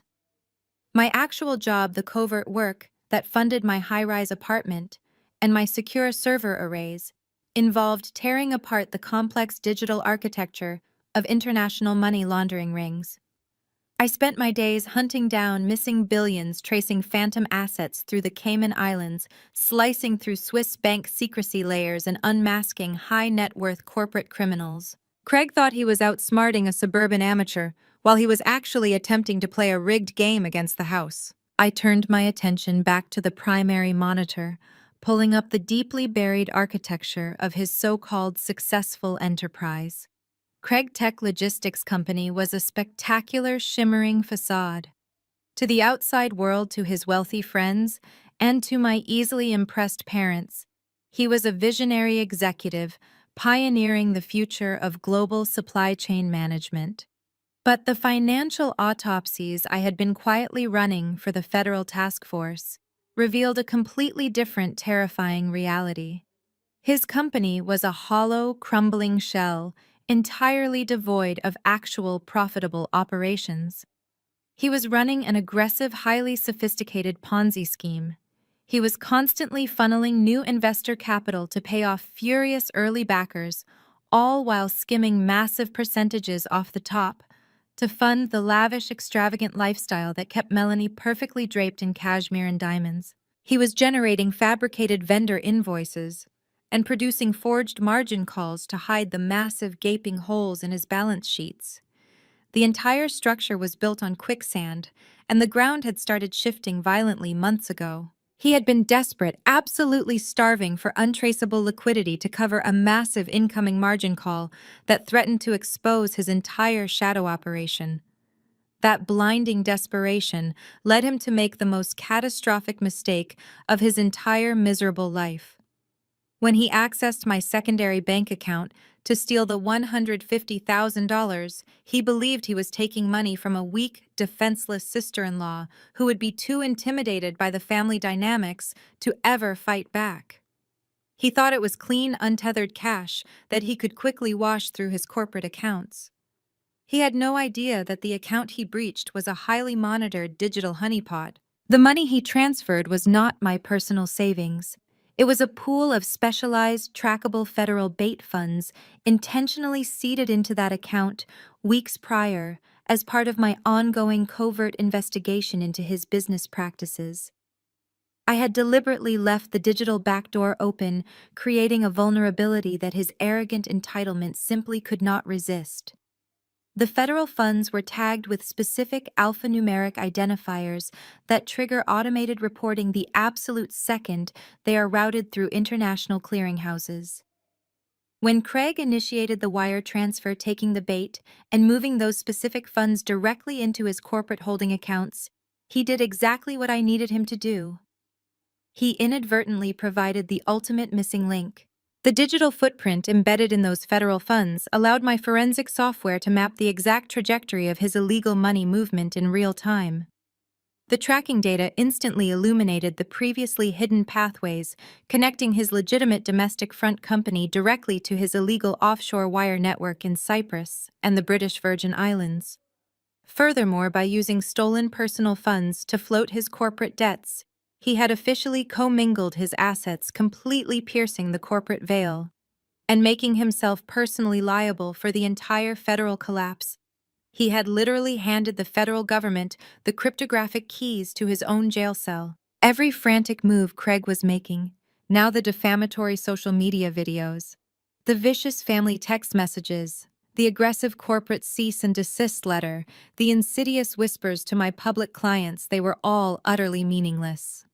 He was fighting a loud, desperate war of public perception while I was quietly finalizing a silent war of federal prosecution. He thought he was playing a masterful game of chess, but the board had already been flipped, and the doors to the room were locked. The absolute hard proof of his massive corporate fraud and his personal embezzlement was now safely secured, compiled, and encrypted within the hands of federal regulators. I had the entire unassailable truth wrapped up in a perfect, undeniable digital package. The trap had snapped completely shut. The time for silent observation and covert data gathering was officially over. It was time to pull the curtain down on the grand illusion that had held my family hostage for years. It was time to let my parents look directly into the monster they had chosen to nurture over their own flesh and blood. I closed the evidence files on my secure monitor and locked my workstation. I picked up my personal cell phone, the one I had muted and ignored since the early morning digital assault began. I bypassed the dozens of hateful, unread messages from distant cousins and furious aunts, completely ignoring the toxic noise of the coordinated smear campaign. I opened the direct text message thread, containing only my mother and my father. I kept my message incredibly brief, stripped of any emotion, any defense, or any anger. I did not demand apologies. I did not mention Craig's ridiculous legal threats or Melanie hysterical tear-filled video. Armed with absolute undeniable proof, I simply dictated the terms of our final engagement. I typed out a single short demand, asking them to meet me at a neutral, busy coffee shop downtown at exactly 3 o'clock this afternoon. I ended the message by stating we needed to have an immediate and final family update. I hit send, dropped the phone into my leather briefcase, and stood up to walk out of my office, ready to watch their perfect world burn to ashes. The green indicator light on my desk console flashed in a rapid, steady rhythm, signaling the end of Craig's fifth, frantic voicemail. He had spent the entire morning flooding my phone with increasingly desperate messages, his polished executive persona completely disintegrating with each subsequent call. His voice had shifted from arrogant demands to pathetic whining, begging me to drop what he foolishly assumed was a civil lawsuit. He pleaded with me to contact my attorneys and release the hold on his corporate accounts, citing that family always looks out for family. I sat back in my leather chair and methodically deleted every single recording without a second thought. His panic was intoxicating, but it was merely a symptom of the real catastrophe unfolding within his shadow empire. Just as I reached out to power down my device to focus entirely on my ongoing forensic audit, the screen illuminated again. This time the caller identification did not display Craig's private number. It was Melanie. I paused, letting the phone ring for a few long seconds before I finally accepted the call and pressed the device to my ear. I braced myself for her usual weaponized condescension, fully expecting another calculated lecture about my supposed mental decline and my inability to be happy for her success. Instead, I was instantly met with the chaotic sound of hysterical, breathless sobbing. Melanie did not bother with a greeting or any form of polite introduction.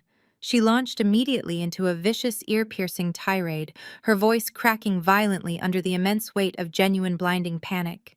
She screamed into the receiver, calling me a monster, a deeply jealous, spiteful pariah who was actively dedicating her miserable life to destroying the only good thing our family had ever built.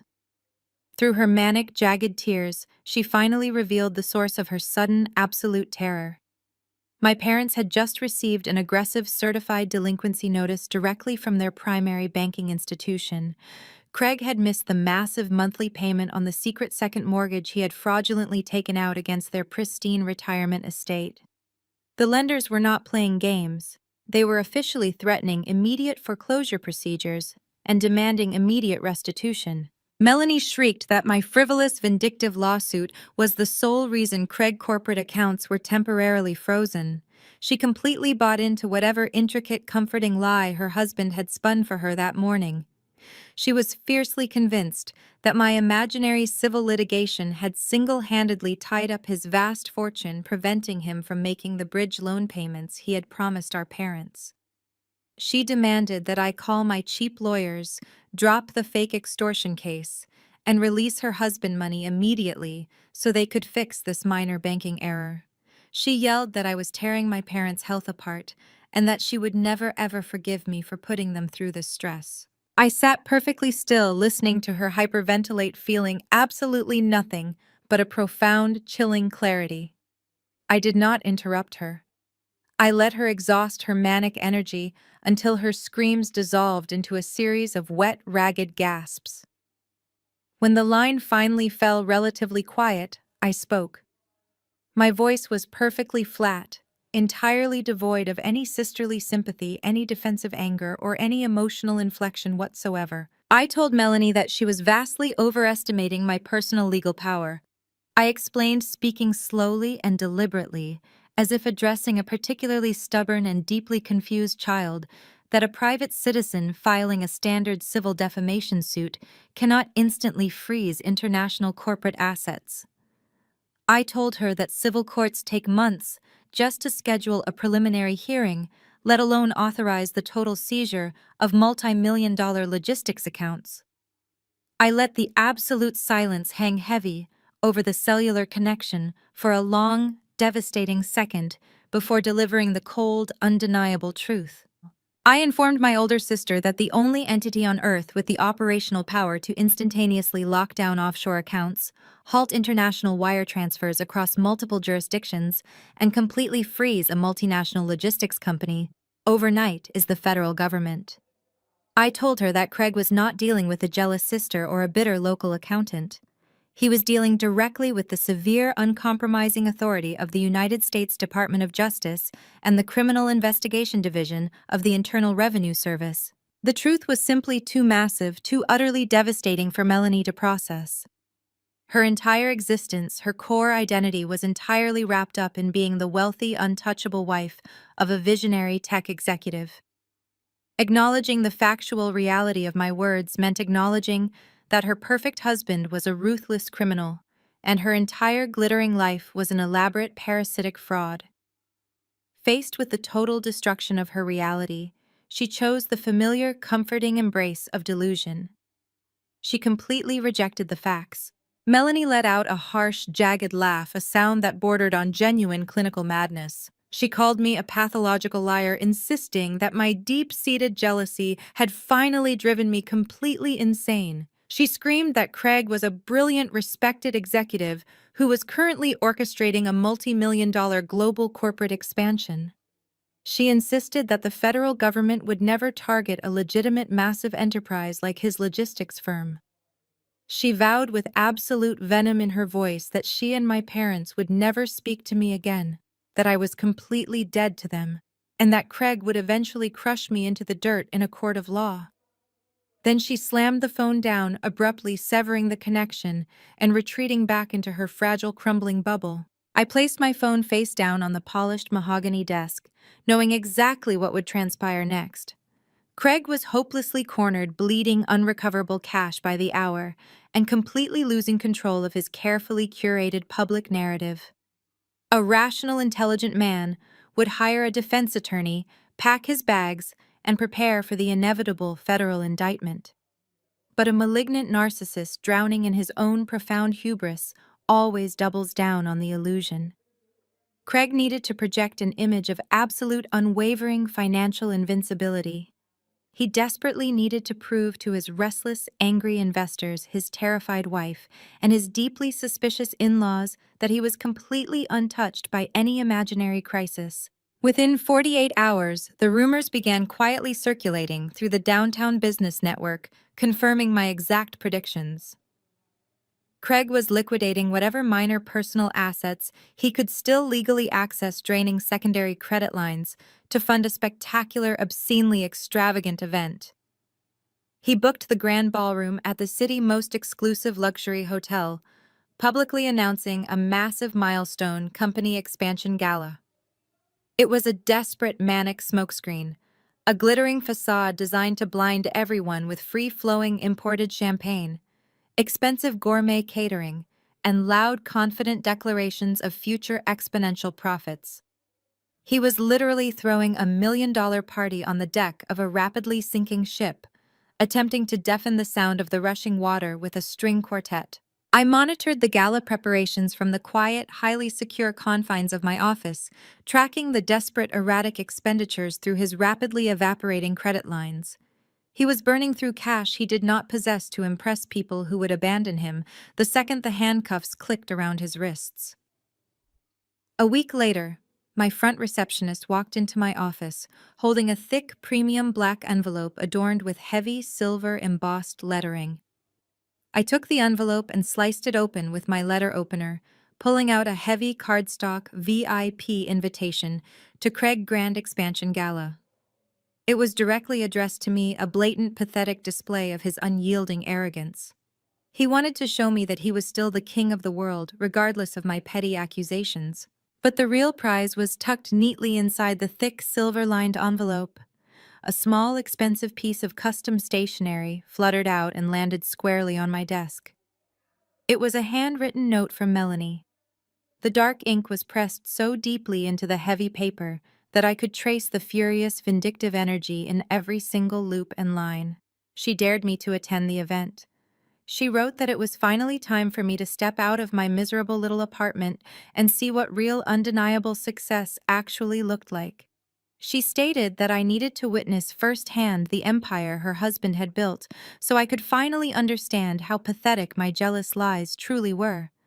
She wanted to humiliate me publicly, surrounding herself with high society friends and wealthy investors to prove once and for all that she was the ultimate winner and I was the pathetic, broken loser. I read Melanie's spiteful, delusional words, leaning back in my chair and feeling a slow, dangerous smile spread across my face. They truly believed they had won. They genuinely thought this glittering, expensive charade would finally put me in my designated place and silence my accurate accusations permanently. They wanted me to witness their monumental success. They wanted me to be fully present for their grand, triumphant moment in the dazzling spotlight. I reached out, pulled my keyboard closer, and navigated directly to the custom luxury website listed at the bottom of the silver invitation. I typed in my unique alphanumeric VIP access code, bypassing the standard guest registry. I moved the cursor across the bright glowing screen, clicked directly on the formal response button, and RSVP'd yes. The air inside the Imperial Grand Hotel ballroom was thick with the overwhelming scent of imported orchids and desperate financial posturing. Craig had spared absolutely no expense in constructing this magnificent towering monument to his own ego. Towering ice sculptures carved into the shape of cargo ships dominated the buffet tables, while waiters in crisp white coats circulated with silver trays of beluga caviar and vintage champagne. It was a sickening display of stolen wealth designed to blind the exact people who were currently funding it. I arrived exactly 20 minutes after the doors opened, bypassing the red carpet photo line and stepping directly into the cavernous, glittering space. I had chosen my attire with meticulous calculation. I did not wear the muted conservative business suits my family was so accustomed to seeing me in. I wore a floor-length tailored emerald green silk gown that fit perfectly, projecting an image of absolute, unbothered power. I did not look like the defeated, disgraced outcast they expected to slink through the back doors. I looked like a woman who owned the room. The moment I stepped onto the plush carpet, the whispers began. My extended family occupied two massive reserved tables near the front of the stage. My Aunt Patricia caught sight of me first, her jaw dropping slightly before she leaned over to furiously whisper into my uncle ear. One by one, their heads turned in my direction. Their faces were an identical mixture of outrage and morbid curiosity. They had all been fed the narrative. They all believed I was a hysterical, jealous spinster who had tried to extort her brilliant brother-in-law and had been swiftly crushed by his superior legal team. I met their collective judgmental stares with absolute ice-cold neutrality. I did not offer a wave or a polite nod. I simply glided past their tables, navigating the crowded room with predatory grace. Melanie had arranged the seating chart with deliberate, malicious intent. She had placed my assigned seat at a small, isolated table situated right at the edge of the primary spotlight, ensuring I was highly visible to the entire room but completely segregated from the family unit. She wanted me on display. She wanted the Portland corporate elite and the nervous offshore investors to see the physical manifestation of the toxic obstacle Craig had so bravely overcome. I pulled out my chair and sat down, placing my sleek black leather clutch squarely on the pristine white tablecloth. I spent the next hour silently observing the magnificent, terrifying house of cards. The room was packed with over 300 guests, but the underlying energy was entirely wrong. A truly successful corporate expansion gala vibrates with genuine excitement and relaxed confidence. This room hummed with a frantic, tightly coiled anxiety. I watched the venture capitalists and the private equity managers huddled in tight circles near the bar. Their smiles strained their eyes, constantly darting around the room. They were men who had poured millions into Craig offshore accounts, and they were desperately searching for reassurance that their money was safe. Craig had thrown this million-dollar party to pacify them, to project a visual illusion of liquidity that his frozen bank accounts could no longer support. The heavy crystal chandeliers dimmed, signaling the beginning of the main event. A booming professional voice echoed over the state-of-the-art sound system, introducing the visionary founder and chief executive officer of the future of global logistics. The crowd erupted into applause, but it felt forced, obligatory. Craig strode out from behind the velvet curtains and took his place behind the lucite podium. He wore a bespoke midnight blue tuxedo that fit his broad shoulders perfectly. From a distance, he looked like the ultimate master of the universe. But from my vantage point near the front of the stage, I could see the severe microscopic cracks in his immaculate facade. Under the harsh glare of the spotlight, a thin, unmistakable sheen of nervous sweat coated his upper lip and forehead. His hands gripped the edges of the podium so tightly that his knuckles were stark white.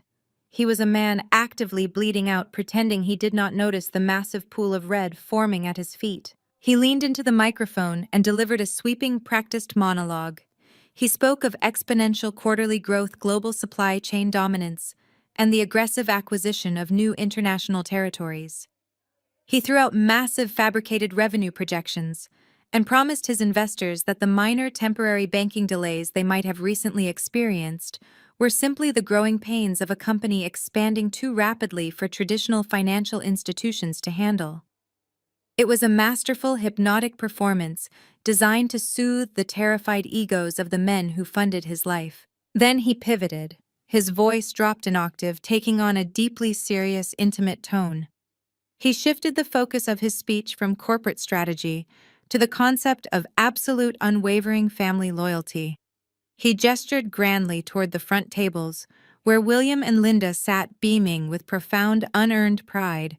He praised his in-laws, calling them the steadfast bedrock of his success, the visionary supporters who had believed in his mission when no one else would.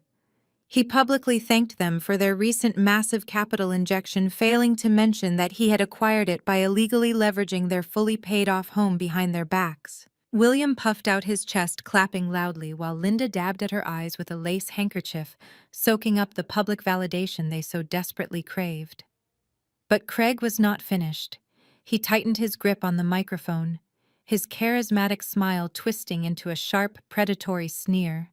He told the silent, packed ballroom that true greatness always attracts desperate, bitter detractors.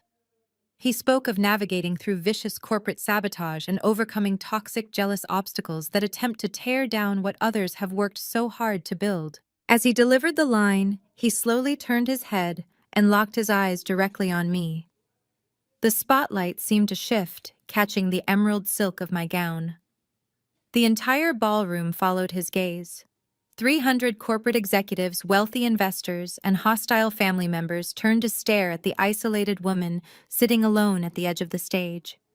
It was a calculated theatrical execution. He was attempting to publicly brand me as the villain, to definitively destroy my credibility in front of the entire Portland business community before I could expose his fraud. He wanted to break me so completely that no one would ever believe a single word I said. I did not flinch. I did not avert my gaze or shrink under the crushing weight of their collective judgment. I sat perfectly upright, my hands resting calmly in my lap, and held his stare with a look of terrifying absolute boredom. I watched the muscle in his jaw twitch. My complete lack of humiliation infuriated him. The speech concluded to a roar of thunderous applause. The house lights flared back up, signaling the transition to the formal dinner service. Craig descended the stage steps and was immediately flanked by his royal court. Melanie rushed forward, draped in a silver sequined gown and a diamond necklace that had been entirely funded by stolen venture capital. She linked her arm tightly through his, leaning into him with aggressive, possessive pride. William and Linda fell into step right behind them, acting as his proud suburban bodyguards. They did not mingle with the corporate guests. They did not stop to shake hands with the nervous investors. Craig led his family in a direct, straight line across the ballroom floor, marching purposefully toward my isolated table. The surrounding guests, sensing the sudden sharp shift in the atmosphere, fell completely silent. The clinking of silverware and the low hum of networking abruptly ceased. Everyone in the immediate vicinity stopped to watch the golden executive finally confront the toxic, jealous obstacle he had just denounced on stage. Craig stopped exactly 2 feet from my table, looking down at me with a sickening mixture of manufactured pity and genuine venom. Melanie stood beside him, her chin raised in a portrait of pure, unadulterated arrogance. William crossed his arms over his chest, glaring at me with stern paternal disappointment, while Linda looked at me as if I were a piece of trash that had somehow blown into this magnificent luxury ballroom. Craig leaned forward, placing both of his hands flat on my table, encroaching on my physical space in a classic corporate intimidation tactic. He lowered his voice, projecting his words just loud enough for the surrounding tables of elite investors to hear every single syllable clearly. "Still waiting on that $150,000, Joanna?" he asked, his voice dripping with condescension. He let out a harsh, mocking laugh that echoed in the silent space. "I told you before, you are completely out of your depth. You thought you could extort my company with a frivolous fake lawsuit, and now look at you. You are nothing. You have absolutely nothing." He stood back up, brushing imaginary dust off his expensive tuxedo jacket. "If you are hungry, Joanna, you can have a seat at the back with the catering staff. That is where you belong. Melanie let out a sharp, cruel laugh, leaning her head against Craig's shoulder. William nodded, his thick neck flushed with righteous anger, while Linda simply turned her face away entirely, refusing to even look at the disgraced daughter who had dared to challenge her perfect son-in-law. They stood there waiting for the inevitable collapse. They waited for the tears to fall. They waited for me to grab my coat and run from the ballroom in absolute devastating shame, entirely destroyed by their unified public rejection. I did not yell. I did not raise my voice to defend my honor or explain the reality of the frozen offshore accounts to the listening crowd. I simply looked at Craig, noting the frantic, rapid pulse beating visibly in his neck despite his arrogant words. The silence in the grand ballroom was absolute and heavy. I slowly pushed my chair back and stood up, rising to my full height. The smooth silk of my emerald gown cascaded to the floor. I looked directly into Craig, terrified, desperate eyes completely ignoring my parents and my sister. I reached down to the pristine white tablecloth and slowly unclasped the heavy brass lock of my black leather clutch. I did not pull out a tissue. I did not pull out my car keys to flee the scene.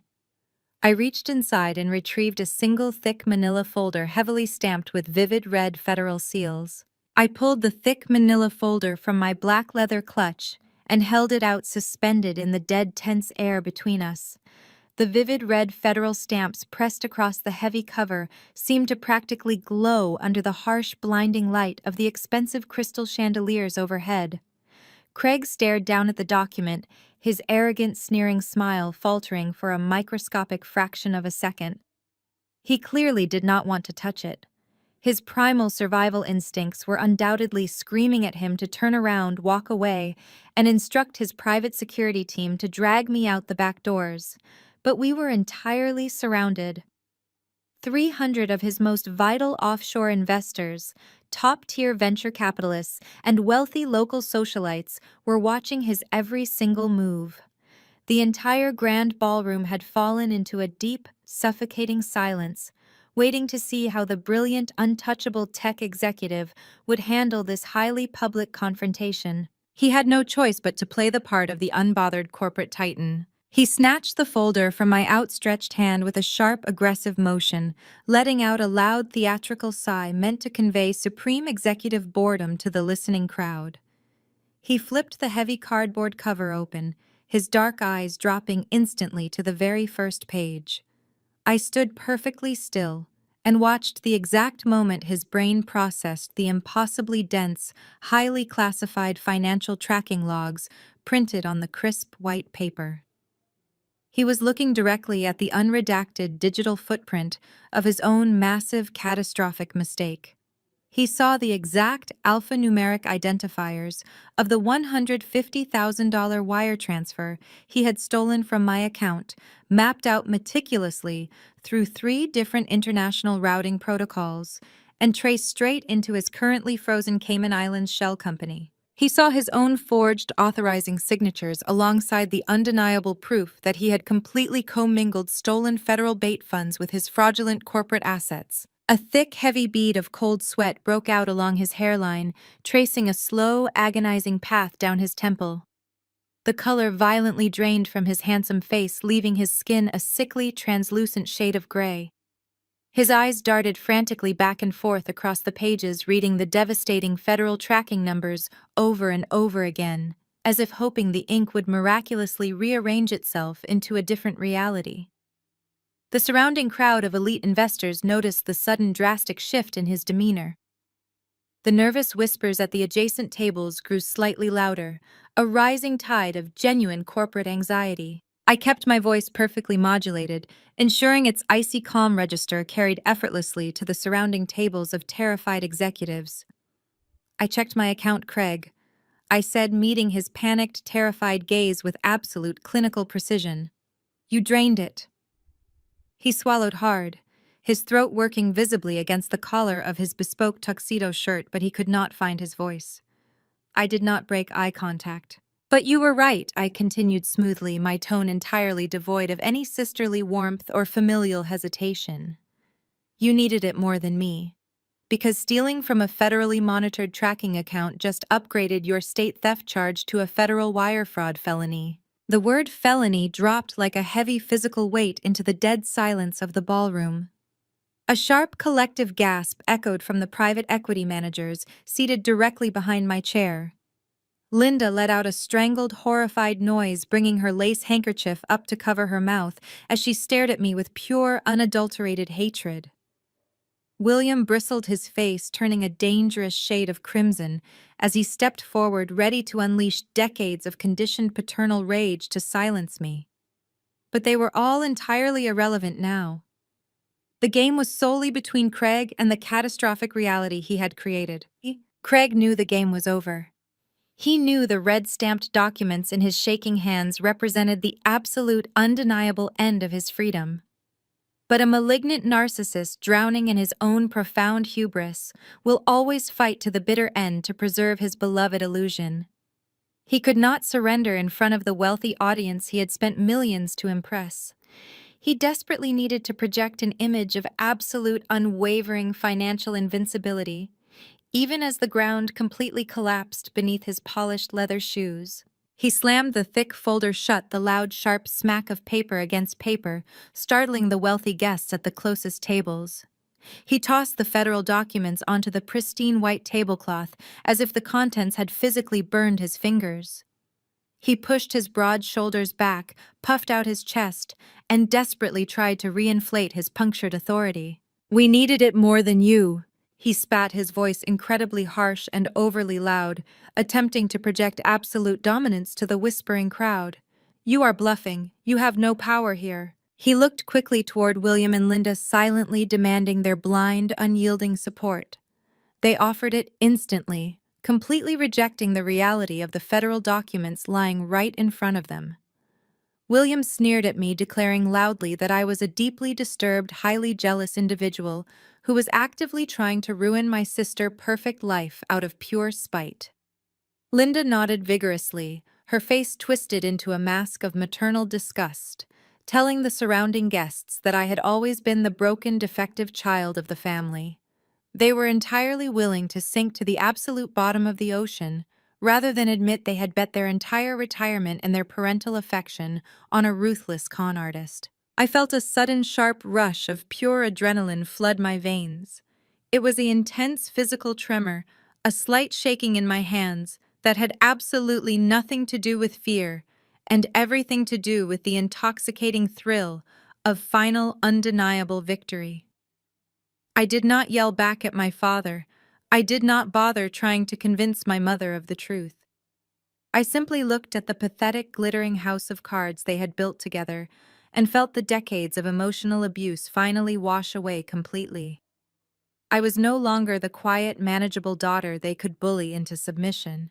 I was the architect of their absolute destruction. Trembling slightly with pure adrenaline, I reached forward and slowly picked up my black leather clutch. I pulled the gold zipper shut, the sharp metallic click, sounding impossibly loud in the tense, suffocating quiet of the luxury ballroom. I looked at Craig, noting the frantic, rapid pulse beating wildly in his neck, despite his arrogant posturing. "Then you will not mind what is coming next," I said, my voice perfectly steady. Melanie stepped forward, completely unable to comprehend the gravity of the situation. Her entire existence was entirely wrapped up in being the wealthy, untouchable wife of a visionary tech executive. She threw her head back and let out a loud, piercing, mocking laugh.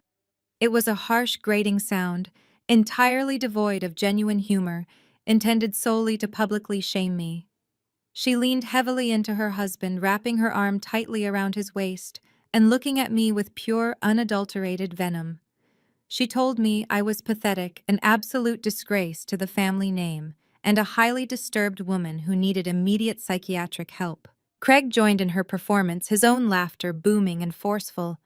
It was a desperate, highly theatrical display meant to reassure the terrified investors watching from the shadows. He wanted the room to believe that my federal folder was nothing more than the unhinged prop of a jealous, hysterical sister-in-law. He wrapped his arm around Melanie, pulling her close and kissing the side of her head, playing the role of the protective, successful patriarch, defending his beautiful wife from a toxic relative.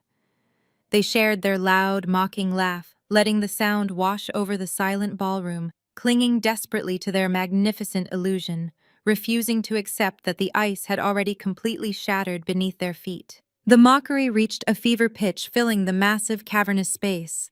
William took a threatening step toward me, loudly declaring that he was calling hotel security to have me dragged out into the street. Linda turned to the nearest table of venture capitalists, offering a loud, syrupy apology for her severely disturbed daughter's unprovoked outburst.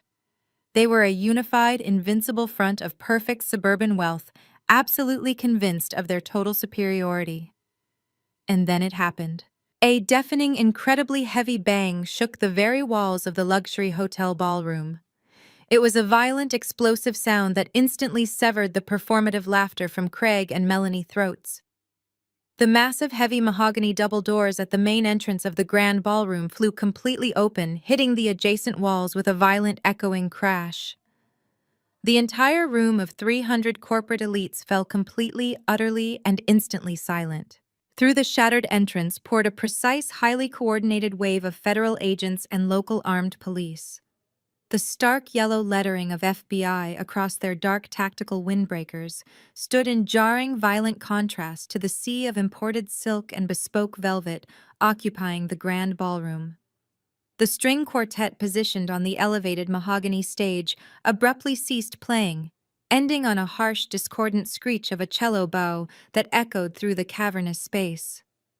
The sheer, polished elegance of the million-dollar corporate expansion gala was instantly absolutely decimated by the blunt, overwhelming force of federal law enforcement. Craig's arrogant sneer vanished entirely, replaced by a mask of pure, unadulterated primal terror. The heavy red-stamped manila folder I had dropped on the table was suddenly the least of his concerns. Two lead agents bypassed the terrified, scattering investors and marched in a direct, unyielding line straight toward our table. Craig took one frantic, involuntary step backward, his perfectly polished leather shoes slipping slightly on the marble floor. He raised his hands in a pathetic, trembling gesture of surrender, but it was entirely useless. The agents moved with practiced clinical efficiency. One grabbed Craig by the shoulder, spinning him around and slamming him chest first against the very table where he had just stood mocking me.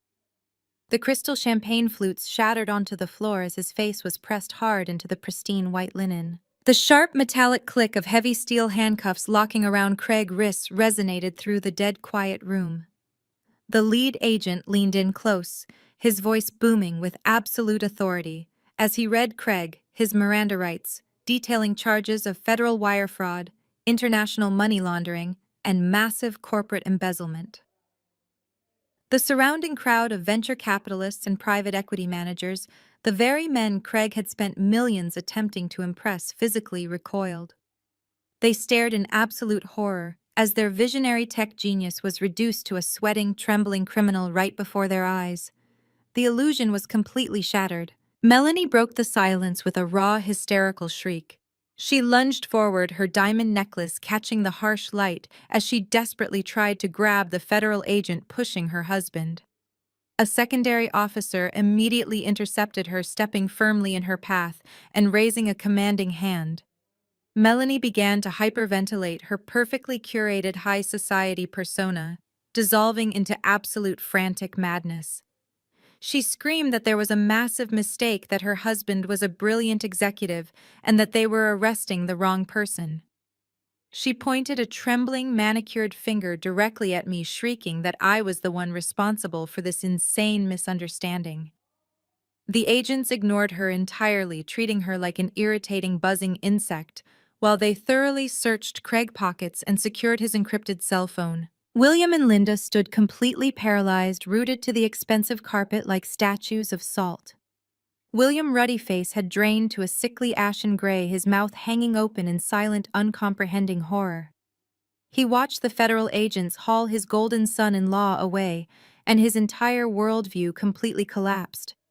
The brilliant, untouchable patriarch of the family, the man who had confidently lectured me on loyalty and corporate success just hours prior, was utterly destroyed. Linda clutched her husband's arm, her knuckles white, her eyes wide and unblinking. She looked at the handcuffs, she looked at the shattered crystal, and then she looked at me. I did not gloat. I did not raise my voice or offer a single word of vindictive satisfaction. I simply reached across the table, picked up my untouched flute of vintage champagne, and took a slow, deliberate sip. I maintained absolute eye contact with my mother, watching as the devastating, undeniable reality finally pierced through decades of her toxic, delusional favoritism. I stood in my emerald green silk gown, a portrait of total unbothered calm, while the federal agents marched Craig out of the grand ballroom, his head bowed in absolute ultimate disgrace. In the grueling, chaotic days that immediately followed the gala, the absolute destruction of Craig's fraudulent empire was swift and merciless. The local news cycle became entirely consumed by the scandal. The headlines blasted the staggering details of the multi-million-dollar Ponzi scheme, broadcasting Craig's disheveled mugshot across every major network and financial publication. He had been stripped of his expensive tailored suits and forced into a standard-issue orange jumpsuit, a jarring visual representation of his catastrophic fall from grace. During his initial arraignment hearing, the presiding federal judge took one look at the extensive documentation of his hidden Cayman Island shell companies and the massive web of international wire transfers I had provided to the task force. Citing him as an extreme flight risk with access to highly sophisticated offshore networks, the judge completely denied bail. Craig was remanded directly to federal custody, sent to a cold concrete cell, entirely cut off from the luxury and power he had built his entire identity around. Simultaneously, the federal government formally initiated the absolute seizure of every single asset tied to his criminal enterprise. The company credit lines completely evaporated overnight. The sleek downtown corporate headquarters was immediately shuttered, its glass doors locked and sealed with federal notices. The luxury vehicles, the expensive imported watches, the vast art collection, and the sprawling suburban mansion were all frozen and slated for federal auction to provide restitution to the furious, defrauded investors. Melanie was left standing in the absolute wreckage of her fabricated life, completely, entirely alone. The federal investigators did not simply take her luxury cars and freeze her bank accounts. They arrived at her mansion with cardboard boxes and systematically stripped her of every designer handbag, every piece of expensive jewelry, and every high-end asset purchased with stolen investor capital. Furthermore, her nightmare was only just beginning. Because Craig had routinely used her as a convenient pawn, requiring her to blindly co-sign his fraudulent corporate tax returns and list her name as a secondary officer on his domestic holding companies, the federal prosecutors were actively investigating her for criminal complicity. She was no longer just the humiliated wife of a convicted con artist. She was drowning in millions of dollars of unrecoverable debt, facing potential federal indictment, and entirely dependent on a high-priced legal defense team she could no longer afford to pay. The collateral damage inflicted upon William and Linda was equally absolute and utterly devastating. The terrifying reality of the fraudulent commercial second mortgage finally crashed down upon them with the unforgiving force of a tidal wave. The aggressive banking institution holding the massive defaulted bridge loan did not care about family loyalty or Craig's charming promises. They only cared about recovering their capital. Within a week, the bank formally initiated aggressive foreclosure proceedings against my parents' pristine, sprawling, suburban estate. William desperately tried to leverage his country club connections, calling his wealthy friends and former business partners, begging for a massive personal loan to save his home. But the taint of the massive federal scandal had completely poisoned his name. His calls went entirely unreturned. His lifelong friends suddenly abandoned him, treating him like a complete pariah. Linda suffered a total psychological collapse. The manicured lawns, the country club gossip, and the suffocating suburban fortress she had lorded over for 4 decades were instantly ripped away.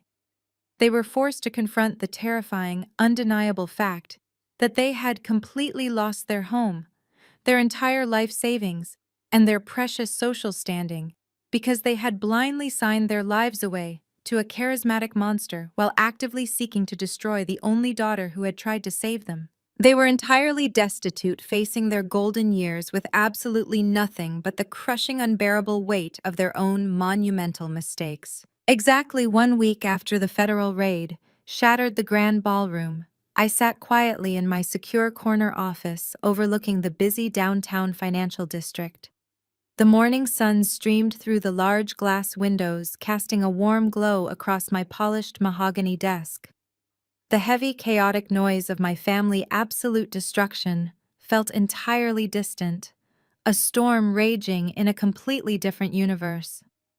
I was calmly reviewing a new, highly classified digital forensic file for the task force, tracing another complex web of offshore accounts entirely detached from the burning wreckage of Craig Logistics' empire.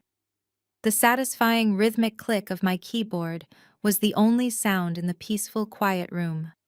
I took a slow sip of my hot black coffee, savoring the profound, absolute silence of a life finally completely under my own control, my own. The glowing green indicator light on my desk console suddenly flashed, interrupting my focus. A soft chime echoed through the room, followed immediately by the crisp, professional voice of my front desk receptionist filtering through the intercom speaker. She sounded unusually tense, a slight tremor of apprehension breaking through her normal polished demeanor. She informed me that my family was currently standing in the main lobby of the secure building. She stated that my father, my mother, and my sister were demanding to be led up to my office immediately, claiming it was an absolute life-or-death emergency, and refusing to leave the premises until they spoke with me. I stopped typing, letting my hands rest lightly on the edge of the desk. I looked at the flashing green light on the console, feeling a slow, cold, deeply satisfied smile spread across my face as I reached out to press the response button. I pressed my index finger firmly against the glowing green button on the console and calmly instructed my receptionist to escort them back to my office. The heavy frosted glass door to my suite clicked open a moment later. The three figures that shuffled into my pristine, quiet workspace bore absolutely zero resemblance to the arrogant, untouchable royalty that had attempted to publicly execute me just 1 week prior. The sheer magnitude of their financial and social annihilation was physically etched into their posture. They looked as though they had been struck by a massive catastrophic force. Melanie entered first. Her signature weaponized condescension had completely evaporated, leaving behind a hollow, trembling shell of a woman. She wore a plain, oversized gray sweater and dark sunglasses that utterly failed to hide her violently red, swollen eyes. Her perfectly styled blonde hair hung limp and unwashed around her pale face. Behind her, William and Linda stumbled in, looking as though they had aged 20 years in 7 days. The impeccably tailored suits and expensive diamond accents were gone, replaced by wrinkled off-the-rack clothing that hung loosely on their defeated frames. They stood awkwardly on the plush rug of my office, staring at the polished mahogany desk and the panoramic view of the city skyline as if they had just landed on an alien planet. Melanie did not wait for an invitation to speak. She rushed forward, placing her bare, trembling hands flat on the surface of my desk. The massive diamond engagement ring that had once been her prized possession was conspicuously absent, undoubtedly seized by federal agents or pawned for quick, desperate cash. She began to weep, her voice cracking violently as she pleaded with me. She begged for a massive personal loan. She stammered that Craig was facing decades in federal prison and the government had frozen absolutely everything, including her personal checking accounts. She needed millions of dollars to retain a top-tier criminal defense attorney, not just for him, but to fight her own looming federal complicity charges. She sobbed that I was the only person left on Earth who had the liquidity and the connections to save her from going to federal prison. She actually dared to use the word family, sobbing heavily that sisters always protect each other when things get desperate. I listened to her hysterical, frantic pleading without moving a single muscle. I did not offer her a tissue. I did not offer a word of comfort. I simply watched her hyperventilate, noting the absolute staggering hypocrisy of the woman who had publicly commanded me to sit with the catering staff, now begging on her knees for my financial salvation. When Melanie, breathless, sobbing, yielded no reaction from me whatsoever, William and Linda desperately pushed their way forward. My father's jaw trembled uncontrollably. The commanding, booming patriarch, who had confidently signed away his entire legacy to a charismatic criminal, was completely gone. He reached out with shaking hands, attempting a pathetic, placating gesture. He told me that they had been foolishly blinded, that they had made a terrible, catastrophic mistake in trusting Craig. My mother chimed in, her voice dripping with a sickening manufactured sweetness that made my stomach turn. She wept loudly, wiping her eyes, and claiming with absolute staggering audacity that they had always known Craig was bad news. She insisted they had always harbored deep suspicions about his offshore corporate operations, but were simply trying to support their eldest daughter. Then the true motivation for their visit was laid completely bare. Linda leaned over my desk, her voice dropping to a desperate, pathetic whisper. She stated that the bank had officially locked them out of their estate that morning. They had nowhere to go. Their credit was completely destroyed, their accounts were entirely empty, and their country club friends had universally blacklisted them. She pleaded with me to let them move into the spare bedroom of my apartment, crying that I was their own flesh and blood, their absolute only hope in this terrifying nightmare.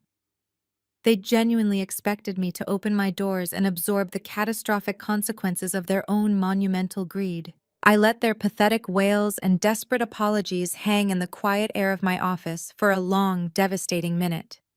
I leaned back in my leather chair, steepling my fingers, and looking at the three shattered people standing before me. I felt absolutely nothing. The deep burning anger, the desperate childhood longing for their approval, the quiet agonizing pain of constant rejection, it was all entirely gone. They had finally managed to completely extinguish every last microscopic drop of empathy I possessed. I reached into the top drawer of my desk and pulled out a single crisp sheet of heavy white paper. I placed it face up on the polished mahogany and slid it smoothly across the surface, stopping exactly in front of my father's trembling hands. He looked down at the document, his bloodshot eyes widening in sheer, uncomprehending shock. It was a formal, itemized invoice from my financial consulting firm detailing the exact hours I had spent unwinding their fraudulent second mortgage. "This is my standard consultation fee for discovering you are bankrupt," I said, my voice perfectly level and entirely devoid of emotion.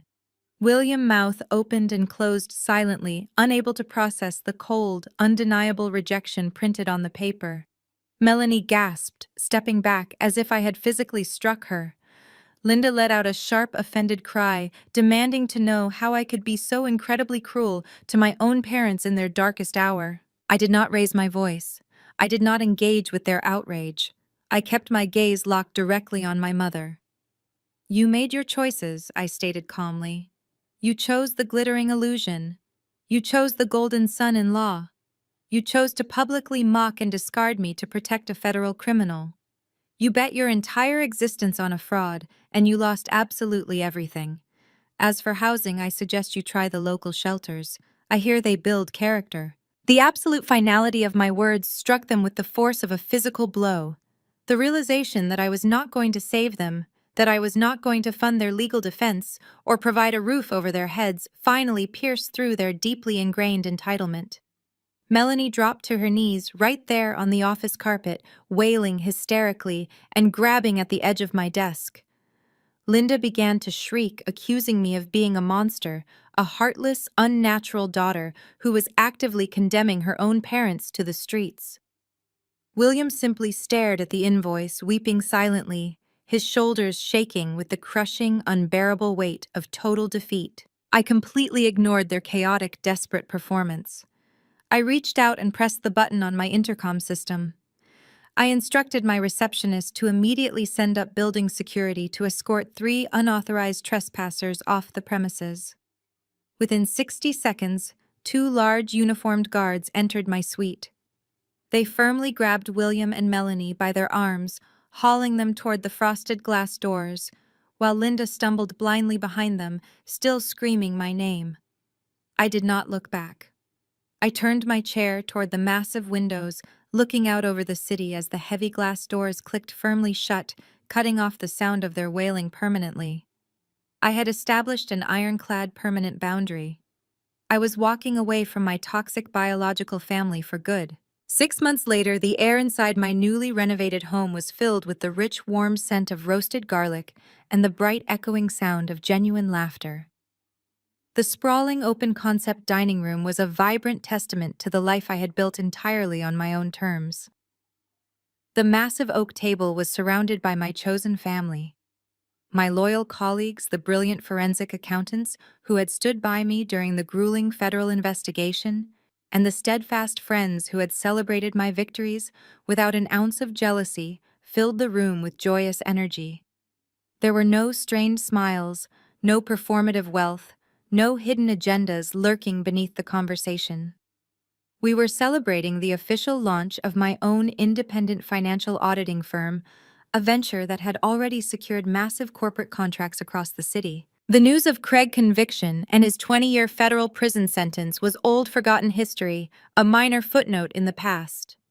My parents and sister had vanished into the harsh, unforgiving reality of the consequences they had earned, entirely erased from my existence. I stood at the head of the table, holding a crystal glass of expensive red wine. The room quieted down, turning their warm, supportive faces toward me. I raised my glass, looking at the beautiful, authentic life I had created from the ashes of their rejection. I was finally successful, untouchable, and completely undeniably free. The spectacular downfall of Craig and the shattering of his carefully curated illusion teach us a profound truth about toxic environments. Loyalty demanded at the expense of your dignity is not love. It is exploitation. For years, Joanna's family valued the glittering facade of wealth and the false charm of a con artist over the genuine substance of their own daughter.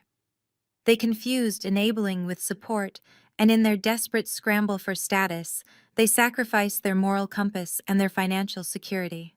Joanna's journey reminds us that true power does not lie in screaming the loudest or throwing the most expensive party.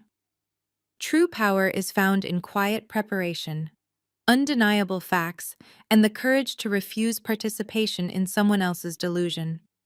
When the people who are supposed to protect you actively choose to throw you to the wolves, you owe them nothing. Not your resources, not your emotional labor, and certainly not your future. Forgiveness is often touted as a family obligation, but walking away is sometimes the only survival strategy. You're allowed to hand someone the bill for their own malicious choices. You're allowed to close the door on those who only value you when they need to be saved from their own hubris. Blood might make you relatives, but respect, mutual support, and shared integrity are what make a family. Joanna did not lose her family. She simply shed the dead weight and chose her own. Have you ever had to establish an ironclad boundary with toxic relatives who only wanted you around when it benefited them?